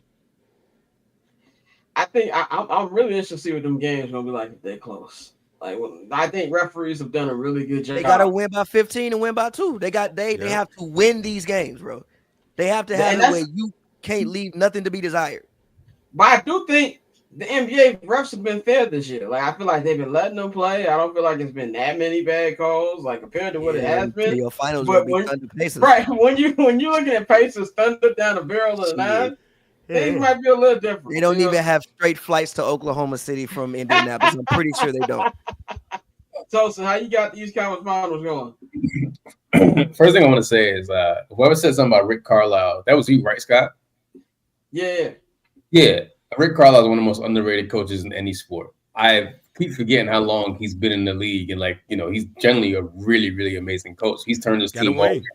And he looks just like Jim Carrey too. But he really does. But the logical person who wants to say the Pacers because of the way that they play basketball, right? They play really, really good basketball, like amazing style of basketball, and they just have a lot more players, depth-wise versus like the Knicks. But I just feel like the world that we live in right now is irrational. We live in a world where Donald Trump's our president again. And the Knicks just on this insane wave of just, I don't know what they're on right now, but it's probably like Eric Adams water, some shit, like where they're just doing anything. And I think the Knicks are actually going to go to the finals. I don't know why, but I just feel they're going to do it. I don't want to I want to bet against them logically, but it's just illogically. I just feel they're just going to somehow win. And I don't know how they're going to do it, but they're just going to somehow. Because why are they still here? That's my whole thing is like, you should have been gone like 2 series ago, but you're still here. So, yeah. If you're a Knicks fan, you got to be salivating because the reason I say that is like there's nobody really. Like, there's people in the way, but it's not like it's like a Michael Jordan's in your way. It's not like it's a Kobe and Shaq in your way. There's LeBron's not in your way. Steph Curry's not in your way. These are 3 beatable niggas that are in your way. Like, you don't have anybody who has championship history that you can say, I don't know, they've been there before. So if that's got to be a scary but exciting feeling for Knicks fans, man. Let's wrap this hour up by just flat out saying who we think's gonna win the whole thing. We can look in a month, see how smart or stupid we are. I just think it's OKC's. Like I said that I felt the winner of this Nuggets Thunder series was gonna win it all. I'm rooting for Minnesota so badly. Like I really want them to win. I just think it's OKC's time. That's really what I feel, and it doesn't matter to me who comes out the East. I think as long as they don't get hurt and as long as they play their game, they should win the NBA championship. Pat, who you got hoisting up the Larry O.B. in a couple weeks? I think OKC won that ring when they beat Denver. I thought once they got past Denver, I think that was a huge step. I think that was a grow up moment. I think they can breathe a sigh of relief. And yeah, I think OKC wins it all. Bang. Who you think's gonna be the champion? It's got to be the Knicks. It's got to be the Knicks. Oh my God! It's got to be the Knicks, man. We got to look. The NBA is going to hell in LA 2028, so we got to try to push this along. American basketball is going to hell, not just the NBA. Yeah, American basketball. So we got to get the Knicks. We gonna win, 7th, bro. Man. We gonna win, bro. In 2028, I think Knicks we gonna tank. win, bro. Shit. What? Team USA basketball? Yeah. They're gonna win. It's gonna be tough, but we gonna win, bro. They're gonna win. Recruit Cade and leave Ja home. That's what you got to do. Recruit. But them kids don't know shit right now. They're gonna have to win in 2032, and we'll be dead. So I got a coin right here. Scott, I got a coin right here. You flip is either the Thunder or the Knicks. I can't really pick right now because I just logically, like I said, I'm trying to be the most logical person, like actually think about sports. And logically thinking is going to be the Thunder, right? But again, we live in this stupid world where records are broken every day in sports for no reason. I just have a feeling like this summer is the summer where New York is just going to lose its mind for 3 months. So yeah, I think the Knicks are going to win. And I hate to say that out. The Knicks win a championship. I'm fucking coming to New York, dog. No. I gotta feel the energy. I need to go to Pergola immediately. Yeah, you were such a bird, my nigga. I need to go to Pergola immediately. I want to be a part of it. New York. I'll be like that. And then some drill music. I'm gonna pull up to LaGuardia like that. You see that TikTok man and dude like, hey. I'm not. Hey, look. I'm not gonna lie. If it's going good, once I come back from London, I might just stop because my stop is in New York anyway. I might just stay a few days. I gotta feel the energy. I ain't gonna lie. If they go to the finals, because by the time when you come back, they might be in the finals. Bro, if it's game 6 and they up 3-1, nah, bro. I gotta be in the city. I gotta be in the city, bro. I ain't gonna lie though, G. Game 1, the Garden. Oh. What the No. Game 6 in Harlem or the Bronx. Please, we do not, please don't do that. Every time I come to New York, people be like, don't go to the Bronx. I'm not going to the Bronx. I want to go to Pergola. That's what I want to I'll say this about Scott. I'll say this about the Bronx. Basically, everywhere in New York is gentrified except for the Bronx. So there you go. And so unless I'm going to a Yankee game, don't go to the Bronx. Does that answer your question now about the Bronx? No, I've been told that every time. Like, there's no reason to go to the Bronx whatsoever. But Pat, what were you saying when I was talking about game 1? No, it's gonna be game 3 in the Garden. Oh, it depends who they play. Well, yeah. If they play Minnesota, they got home court. Yeah, true. Yeah, it's game 1 of OKC. That don't sound. It's like they don't hit the same. You land in and you see cornfields. Chesapeake Arena. It's not even Chesapeake Arena no more. Nigga, that's like game 1 in Plainfield, Illinois. Yeah, okay. So that concludes our NBA coverage for the day. We're gonna get to soccer in just a minute, but Pat, let them know where they can find your project at and all the good stuff. Yeah, man, you can find it on any way you want to stream. Backs to the Dough out right now, or you could just go to pavers.com and check it out there. Yeah, man, more new music coming, more content coming, more everything coming. And shout out all y'all that's played it. And if you haven't played it, what are you waiting for? So yeah. Bang, I know y'all got a new episode of First Black Champ out. Are we getting to some dude this weekend or no?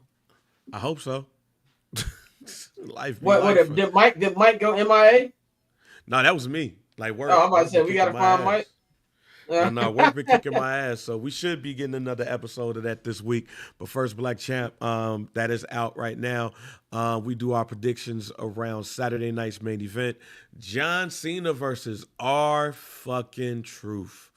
You'll get to know how I feel about that and more. So y'all go and check that out. The fix is in. Yeah, you said versus R. I thought we was going somewhere else.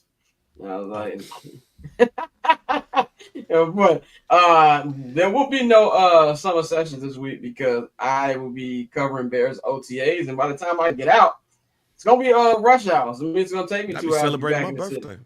So yeah, that on top. So, but trust me, the last episode of Summer Sessions will hold you down. Like it's like Law and Order. We break down that Diddy case scene for scene. So check that out right now. And they talked about that mistrial shit that I was talking about, but they just brought up the pregnancy. I ain't even realized that shit. Well, I didn't get my update there. I know Dawn from Dandy Kane testified today. So they chewed her ass up. But the best friend, her old best friend, Cassie's old best friend, she testified.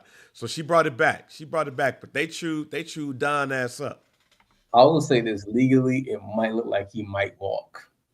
Like that's all I gotta say legally. Second of all, I know I might get canceled with this.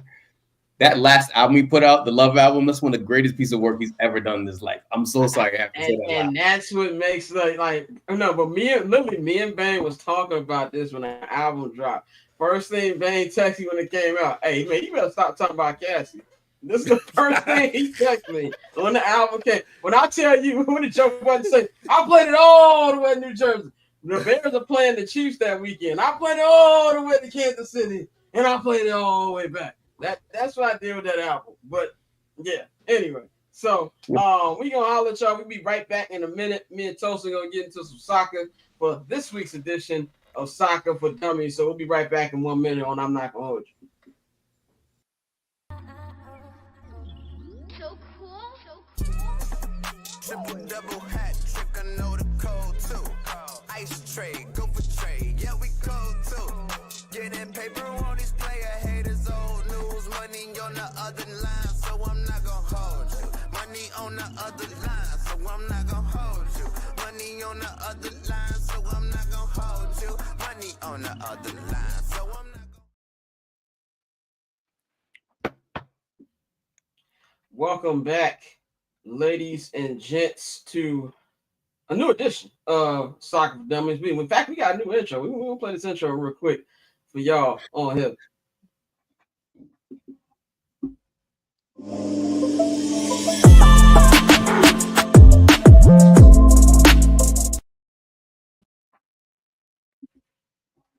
Welcome to the Barber FC, man. We are the new footy division of the network, and we are introducing the homies to the team, man. We got Tosin here, and all of the Shirtless Plantain Show crew will be joining us here on the network each and every week.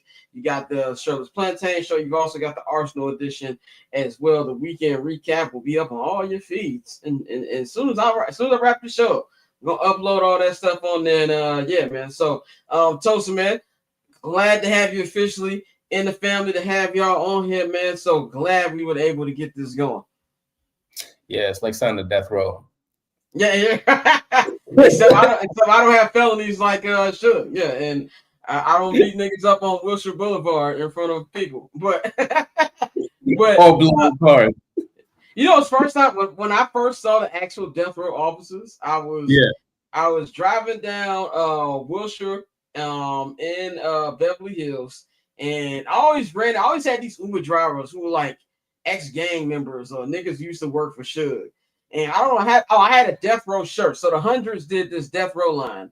This is probably like 10 years ago, whatever. So I had me a long sleeve Death Row shirt on, had the Death Row logo on the back. So I get in the car. He's like, so you a Death Row music fan? I'm like, yeah, you know, Tupac, Snoop, Dre, whatever. He's like, yeah, I used to work for them niggas. I was like, word? He's like, yeah, you want me to show you where the office at? We coming up on it. I was like, yeah. So we driving down Wilshire, and it's just a regular building now, like in front of everybody. He said, yeah, Suge used to make us bring niggas up, and we beat them downstairs. They wasn't with it. And I was like, these are wild stories I'm hearing. I'm like, in front of all these people, there was like people just walk past. Like, what was they gonna do? So that was just a hilarious story of seeing where the actual Death Row building. It's across the street from a Starbucks now. If you want to know how much has changed since the 90s, man. But lot to talk about on this edition of the show, man. But we gotta start with South London's own Crystal Palace. Crystal Palace won their first trophy in 146 years of existence, winning the FA Cup by beating Man City. Man City, who has dominated the Premier League for like the last 7-8 years. They've won pretty much every piece of European silverware you can own, but it did not happen. They were not awarded for the bum season that they've been having. Crystal Palace had a great game. Should have been honestly a 2-0 game to me, but they won this one. Like you were saying in the first time, man, you from South London. Tell me what it was like watching this team, what you feel about this team, and just how this run has been to get this FA Cup. I really like Oliver Glasner as a coach. He came from Frankfurt, where he won Europa League with Frankfurt, and him joining Crystal Palace for me was like, yo, that's a bit of a weird transfer, but that's a great get for Crystal Palace. And I remember early in the season, they were talking about firing him, and it's just like, it goes to show you that sometimes you just got to stick with your coaches, man. You got to stick with your guns and just know that things are going to course correct. They did a really good job of rebuilding on Michael Elise, who to me is one of the best players in the world. So they lost him in the summer. So for them to continue on, and Eze deserves this. I mean, I think that Eze is a continuation of what Crystal Palace is about, what they're about, being a very local club and taking care of your own. And you get your own little individual superstars. They had Ian Wright back in the 90s. Wilfred Zaha was also there as well, like their cult hero. So Eze is the next one, and he deserves a goal. And I'm just happy for him. I'm coming from that area of South London. Like, there's a lot of people in South London who aren't OG Crystal Palace fans, but there are people who are fans of other clubs, but they're fans of this, South London itself. So it's big for the community back home. I'm sure everybody's going to be going to that parade, trying to figure out how to get there. So it's nice. And what it does for me is like, it shows that like football has grown a lot, where you can have a team like Crystal Palace finally win something, because they deserve it, man. They've been through 146 years without a title. So it's fine. I'm very, very happy for him. Any fan base that goes on that long without any type of championship, I believe, deserves it. And it shows just like you saying, the I guess like the current state of football right now. We even had early in the season, Newcastle winning the Carabao Cup. That's their first trophy in 70 years. And now they're going to be playing Champions League football again. Now, of course, Crystal Palace will be playing, but at least they'd be into the Europa League next year. So I think, it was – go ahead. Which is crazy to have like Crystal Palace like 10 years ago were trying to fight to get into the Premier League, and now they got hosting European nights. That's massive. Like, I know a lot of people look at Europa League as like a second tier tournament, but it doesn't matter. Like, that shit is what makes the fans happy. And that's another thing too, is like seeing all these fans happy, like older Crystal Palace fans, young Crystal Palace fans, like everybody's happy. That's the most beautiful thing about it. It's just like, this is literally what community looks like. It literally what community looks like. And I like brought up the Ian Wright thing, because of course we all know Ian Wright is Arsenal legend, but he started off Crystal Palace gave him his first shot. I saw that documentary. You saw his story, right? How he was playing Sunday League football. Yeah. I saw the documentary on him and David Rocastle. So Rocky Rocastle, my bad. And just how they grew up together, and like he said he was running to Crystal Palace because he was trying to thought he was late to get up there, and just see his story and see like the pride he took in watching that team win. And one thing I do love about the sport compared to other sports is, you might not win the Premier League, you might not win Champions League, but there's still ways for you to have a successful season, especially for like the teams like, Crystal Palace, they don't have the money to be in the Big Six or, be competing for these spots that I want to say as a member of Arsenal fan that we take for granted. Is what I paid attention to these last couple months. They love these kind of moments, man. So I thought that was dope. Let's talk about Man City here though, because I obviously missed out on a championship run, and from highlights and watching some of their documentaries, it looked like it was more exciting brand of football. This brand of football they've been playing, they were boring me to death. Like it's just there was certain stuff about it. Pep, he looks like, to me, it looks like his heart's not in it anymore. Like he really looks like he needs a break. He showed up to the game in the same shirt that I had on Saturday. Like he was making a run to the store, him getting into it with the goalkeeper after the game, and he just looked overall frustrated. And now you've been playing some of the guys who he won championships with. Jack Grealish, $105 million whatever he's making on the bench, and using some of these younger guys and some of the older guys he got. Now looking at Haaland, looks like he mentally checked out. Like we heard rumors about him wanting to go to Barcelona next year. It looked like he ain't even that. When I saw him not even take the penalty kick, I was like, okay, what's going on here? So where do you think they go from here? Because they've had retools before, but they always had some of the championship guys with them. I think, like we said yesterday in the podcast, it's Father Time, man. Father Time's undefeated. As great as Pep Guardiola has been, sometimes like you got to take a break. Like your body's not a machine. You got to take a break. I think mentally, Pep's checked out. I also think City like are in a weird phase where like they have young talent, but they need to like migrate that young talent with the older talent. It's a weird place. Like KDB's leaving, Gundogan is on his last legs, Bernardo Silva's turning bald and like slow, and this is like they're in this just weird phase, and I'm happy to see it because long may they continue to suffer in Jesus' name, amen. But all jokes aside, it's just one of these things where like you see projects come to life and projects go to die. It's just that's why I say to me, and I love Pep Guardiola. I think he's one of the best coaches in any sport. That's why I think Sir Alex is the greatest coach ever, because he knew when to upgrade players. Like letting David Beckham go was crazy, so he's always known when to phase people out. And I think City at that place now where they're struggling to like rebuild while they're still trying to compete at the same time. Yeah, they put out something that came out this morning. I saw they said they're taking their name out of running for some player, and I was like, yeah, I speak New York. That means you got turned down. It was never gonna happen. Verse is always gonna go to Munich. Like he's like one of the best German players. And what Germany does is tradition. They keep their superstars at home. That's why what's it called? Jamal Musiala is not going nowhere. That's why Jamal Musiala got death row contract. You're stuck at Munich for life. He's done it now. He's never leaving. Yeah. So first going to Bayern Munich is one of those things where it's just like, hey man, it is what it is. What are you gonna do? Yeah, and we talk about like the outcome of that. Well, now Manchester City, they're looking at not just going trophyless, but maybe missing a chance of making the Champions League. And we're gonna bring up these standings here real quick for the Premier League, man. So one thing I was very happy about us winning yesterday was I didn't want this shit to come down to the last week. Like it's already been, Arsenal's been getting destroyed on the internet since the PSG loss. Last thing I wanted was, you got beat out by Nottingham Forest. Y'all ain't even gonna have European nights there. I didn't want that. So I'm glad, thank God for Declan Rice for them winning that game. But you got Newcastle right here with 66 points, Chelsea with 66 points, Aston Villa with 66, Man City with 65, and Nottingham Forest with 65. How do you think that the spots 3 through 5 are going to play out? And I know we got some of the games here as well from this weekend. So you got all the different games right here that's going to be going on. And I think it's going to be like an NFL thing where all these games going to be going on at the same time. So tell me what you think about this weekend and who you think is going to get these final spots. The hater in me really wants to see Chelsea and City miss out on Champions League so bad. Like I want Chelsea to finish 6th and City finish 7th. But I know logically, like City plays against Fulham. That's going to be a tough game for them. Fulham's going to try and, battle them. United, depending on what happens and when they're going to be drunk, a good drunk or a bad drunk. So Aston Villa probably got that with Trafford.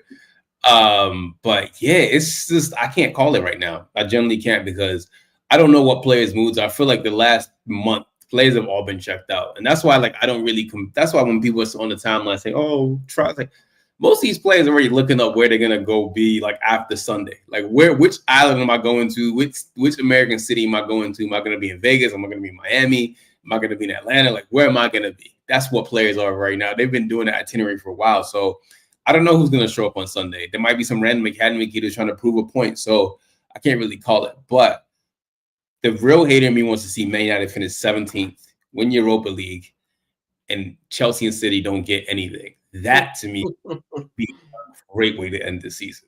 That'd be an amazing way to end the season for me. My hate watch is purely on Chelsea. I don't want them to make it because I'm slowly gaining disdain for certain clubs, and Chelsea's one of them. Like that, they have a very talkative, but at the same time swaggerless fan base. That I just like. Okay, like y'all over here, being happy about the Europa League is one thing, but the other conference thing, the other conference cup, like have some shame, okay? Especially for a big club with a history that Chelsea has. Have some shame. And I'm just honestly tired of all the rebuttal coming Arsenal's way for us finishing second. And despite all the reasons for it sounds like excuses, but I don't care what sport it is. I know people been talking about this all weekend. I don't care what sport. 27 injuries is nuts for any league. Like, I can see an injury. Oh, somebody missed a week or two. That happens in sports. Like, but 27 injuries is nuts. I'm gonna give you a fun factoid about Chelsea and why I don't respect Chelsea. And like I said, Romans saved their lives because if it wasn't for Roman, this club would not exist. In 1982, Tottenham was sold Lily for £1 because their finances were that bad. Like they've been crazy. Yeah, like they've literally just been a joke to me most of my football career, most of my football life. And 2004, they got bought by some Russians, and they're like the broke kid who won the lottery. That's what they are. Them and Man City. That's what they are. So I don't really take anything both their fan bases say seriously. I'm just like I don't really care enough. And I know, they're big clubs now, and they're they got standards or whatever. But I know what you are. I know exactly what you are. So. And I'm with that with Man City too, where like I don't feel from the year they should be able to sneak into the Champions League. So like I want to see Fulham knock them off as well, man. Let's talk about your squad, Manchester United, man. You put out a tweet a couple days ago. We like, man, I don't know if you're a United fan right now, you ain't gripping reality of what's going on. You need to accept it. What game were you watching when it happened? Like, what do you really feel about the history? How much is on the line in these next 48 hours for United? I was watching Chelsea, and there was a play where Rasmus Højlund like turned, and instead of shooting, he was dilly-dallying around the box, and then Chelsea countered. A lot of Chelsea's best chances came from his poor touches and him falling over the floor. And the next day on Saturday, I see Man United fans talking about why can't our striker do this? Like when Matheus held up the ball, I'm just like, that's the problem. Is like United fans have lied to themselves for so long about the state of this club. With like, we shouldn't be 17th. We should at least not, be, top 10. I'm like, no, the squad is not good enough to be top 10. You have a striker who's ineffective. You have a goalkeeper who decides what day he wants to do things. You have a bunch of players who want to play in a way that happened 3 years ago, and the coach wants to go this way. So people are not understanding, like, it's so many bad concoctions. And the coach is a good coach because I remember a few months ago, Jamie Carragher was telling Casemiro to leave before the football leaves him. And Casemiro is one of the best players in the team now, So it's one of these things where I think that fans cannot, and it goes for every sport. I think every single fan base lies to themselves about the state of their team because nobody really wants to be real about how bad their team is. No, this is a terrible Manchester United squad. The worst I've ever seen in my life, where I don't know who's going to score. I don't know who's going to play a good pass. I don't know who's going to do something. It all depends on the day. So there are some good players on this team, but the majority of this team is not of the standard. So when we're finishing 16th, 17th, it's not because it's a bad squad. It's because it's a shit squad and a terrible job of recruitment. So Man United have never really done a real rebuild. They haven't really knocked down the structure properly. I think that the problem is now that, like, this is the first time United fans are doing a rebuild, like an actual one where you got to cut like 10 different players on the team, and they can't stomach that. They can't accept the fact that your team is shit. And this is something I want to talk about Arsenal in relation to this. When I see people who laugh at Mikel Arteta for not winning the title, I'm like, I know what Arsenal were before he was hired. how bad Arsenal was and how he came in to reset the culture. He came in and made his team relevant in sports. He made his team culturally aware of what they are. Arsenal now consistently top 4 team, and that's what a proper rebuild does. Is like you're competitive, right? You might not win everything, but you're competitive. United not competitive, and that's why you need a cultural reset and the culture rebuild and the whole entire squad rebuild. So that's my thing of saying United fans have the stomach for it. As far as Wednesday, it doesn't change anything for me, win or lose, because even if we lose, we still got to rebuild. If we win, we rebuild happy. We lose, we rebuild sad. So it doesn't change anything for me. It's just don't lose to Tottenham. That's the only thing I want. Don't I don't care what you do. Just don't lose the Tottenham. Like I said, the number one thing I was told when I was picking who my club was going to be, well, I'd say every person I talked to said, don't pick Tottenham. Every person, literally, that was the only take I've gotten that was consistent across the board. Don't go Tottenham. Now, we're coming up. It's the last weekend. So that means that we're real close to the transfer window opening up. Now, there's already been some announcements. It's happening. This one was broken today. Even though it's not official, United and Cunha club. They still got to get on a call together and get together. But Matheus Cunha, that's how you pronounce his name? Cunha. He is set to join Manchester United as soon as the season is over. What do you think about this potential signing? You said that no matter what happens, you feel that this should be a rebuild. Is this a rebuild type player to you, or do you think that they're still ignoring the fact they have to rebuild? Oh, he is. That's the sort of player Man United need to get. Man United just need to get. What Man United's rebuild is, go get good players. That's it. I don't care what position it is. They have to be good at football. That's the bare minimum. Is, are they good at the sport? Yes or no? And Cunha is really good.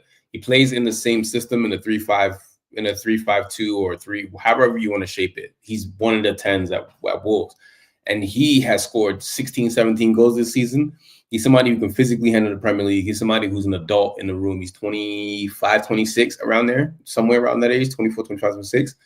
And he understands the league. He's a Brazilian guy who actually has done well in England, because most times Brazilians do not thrive in England. And he's a bit of a psychopath. He's one of those adults in the room, which is what Man United need. And he's not a coward. He's not going to be under pressure because of fan base. He talks shit to Wolves fan every single week. They fall in love and fall in love each week. So he's that sort of player where, like, I'm like, that's step one. Okay, and now who you gonna get for your striker? You're gonna get for your other 10. You're starting to see United just get good players where it doesn't matter what system you're playing in, just a good play. Like if United went to play 4 at the back, Dor will be a left back, Cunha will be a left inside 10. So they, it's players like it doesn't matter what system you put them in, they can just go out there and play. And that's what Man United need. Just be good at the sport. That's really it. Now let's talk about this actual game, man, as we wrap up. So I'm really mad I'm going to miss this game because there's like scheduled late practices now. I thought I was going to be home by like the time the game comes, but I will not. So this is going to be a big one. We've had Europa League finals before, but this has been something that's bigger because of the two teams. I feel like this is like the hate watch Olympics. You got people who want Tottenham win, a lot of people want United to win. I'm stuck in the middle, and this is why I'm stuck in the middle. Let me tell you why. Because I know I'm supposed to technically hate Tottenham. I haven't developed the hate yet. I'm sure I'll get there. I still haven't even seen an Arsenal Tottenham game yet. So I haven't developed yet. But I do know a lot of United fans. I know a lot of them. And a lot of you niggas sent me memes after the PSG loss. So from that moment, also, I don't want United to find their way into the 50 Yokeris conversations. I don't need them winning any more money. So that's why I'm kind of, if I had to pick which one, I'm like, I'm not saying I want Tottenham to win, but like, it would help me out a little bit. But how do you think this is going to go? We have some, I think Jeremy Garrick was like, oh, well, they have the heritage. They're going to win. I'm like, it's not like the same thing we said about Real Madrid. Like, who's going to play well on the field? How do you see those some going down, and what's your prediction for this game? I think United wins 1-0 or 2-1. I think that United are a different team. And no, City are not the Warriors, because the Warriors did it organically. Yeah, they drafted well. They drafted well, and they got lucky with Steph's ankles. City are, what's it called? City's Chat GPT. But they're the Patriots. But no, I mean, I just feel United riding a high wave in the Europa League. I feel that there's a lot of experience, players who played in finals at Man United. Casemiro's been in 7 European finals and hasn't lost one. He's played in World Cups. Bruno's been there before. I don't know why I'm oddly comfortable with United. I haven't really talked about it, really thought about it. I just feel United just understand what's at stake. And with Tottenham is they're so hurt right now. Like they're missing a lot of players. And I think right now, United just understands what has to be done. And if they lose, hey, listen, that's on you. You can't banter me because I don't play for them. I support them. I'm laughing at them with you, okay? That's all I gotta say. You lose to Tottenham, I'm laughing at you with them because why would you do that? So that's all. That's why I tell myself with the Bears to try to help the losses feel better. That's anything that being a media member has helped me. It has helped me not throw stuff when the Bears lose. Because I can't. Yes. By the way, there is a game I recommend everybody to watch on Friday. So we have Napoli versus Como, and we have who are Lazio? Oh my God, I need to figure out who they're playing on Friday. But it's going to be Napoli, Calgary on Friday, Como, Inter. Now, the reason I bring it up is like there's a point separating the two teams, 1 and 2. Oh, yeah, I heard about that. Yeah. So let's say if Napoli draws and Inter wins the title. If Napoli wins and Inter wins, Napoli wins the title. So Napoli hasn't won a title since 1989. They recently won one a couple of years ago. And this would be insane for them to win this many titles back like in such close proximity. So it's going to be interesting on Friday for Serie A because that is one of my favorite leagues for the last 10 years. I grew up watching 90s Serie A, and like to see this league come back to being as insane as it was back in the day, it makes me very happy. The old man in me is happy. I also want to see that the championship playoff game this weekend to see who gets the last spot in the Premier League next year. Sunderland and who's the other team they playing? Sheffield United. Yeah, Sheffield United. I knew begin with that. Yeah, like that's the way they won that game last week. I think that's going to be a good game as well to see. And I'll be paying attention more to the championship next season because I want to see how Wrexham fares. Because I love the TV show, so I'm tapped in to see how that's going to be with them. In the big boys league now. Selfishly, we need Sunderland to come back. I know that's a team you've never seen in your life, but Sunderland were like a Barclays Premier League legendary team. We need Sunderland back, and plus they hate Newcastle. We need to bring that beef back. I think we need a lot more northern teams back in the Premier League to like really scout what real beef is like. Like Leeds and United is that's real. I got the real warfare is like. Yeah, Leeds United is real smoke. QPR Chelsea, that's like real, just like two Trump families who hate each other. That's what it is. One last question. I saw this yesterday after Arsenal beat Newcastle, and they asked the manager, like, yo, is Alexander Isak gonna be back next year? He's like, I can't say yes and I can't say no. Is that coach speak to you, or do you think there's even a small chance they can let him hit the market this year?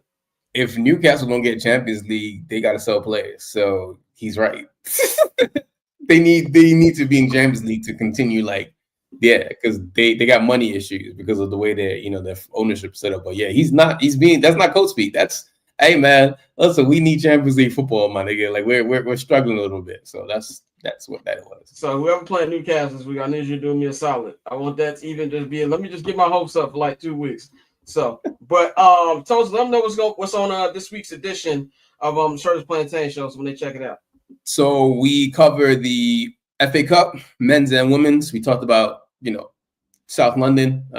Somebody who lives in South London is on the podcast. We gave you a real insight as to what it is with an actual English accent, not my fake shit. We covered all the leagues: Serie A, Ligue 1, La Liga, Premier League. Did a little Europa League preview for you as well. So a lot of stuff. And I actually had an old man rant. It's on YouTube if you want to see my passionate face about how angry I got about football fans and sports fans in general. I basically cursed up a storm, almost cursed in Europe, but that's on YouTube right now if you're going to go see that.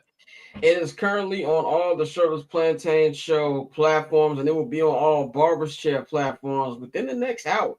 I'm about to upload that to all there, man. So that's on Barber's Chair Network each and every week, man. So that's all we got on this edition of Soccer for Dummies and this edition of I'm Not Gonna Hold You.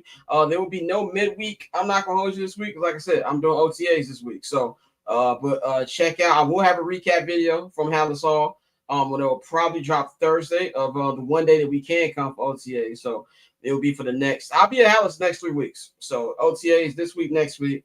Not rookie mini camp, but mandatory mini camp, and then one more OTA practice. Then we have 6 weeks till training camp starts. And I'm always love hate with training camp. Like when I was just fan, I loved it.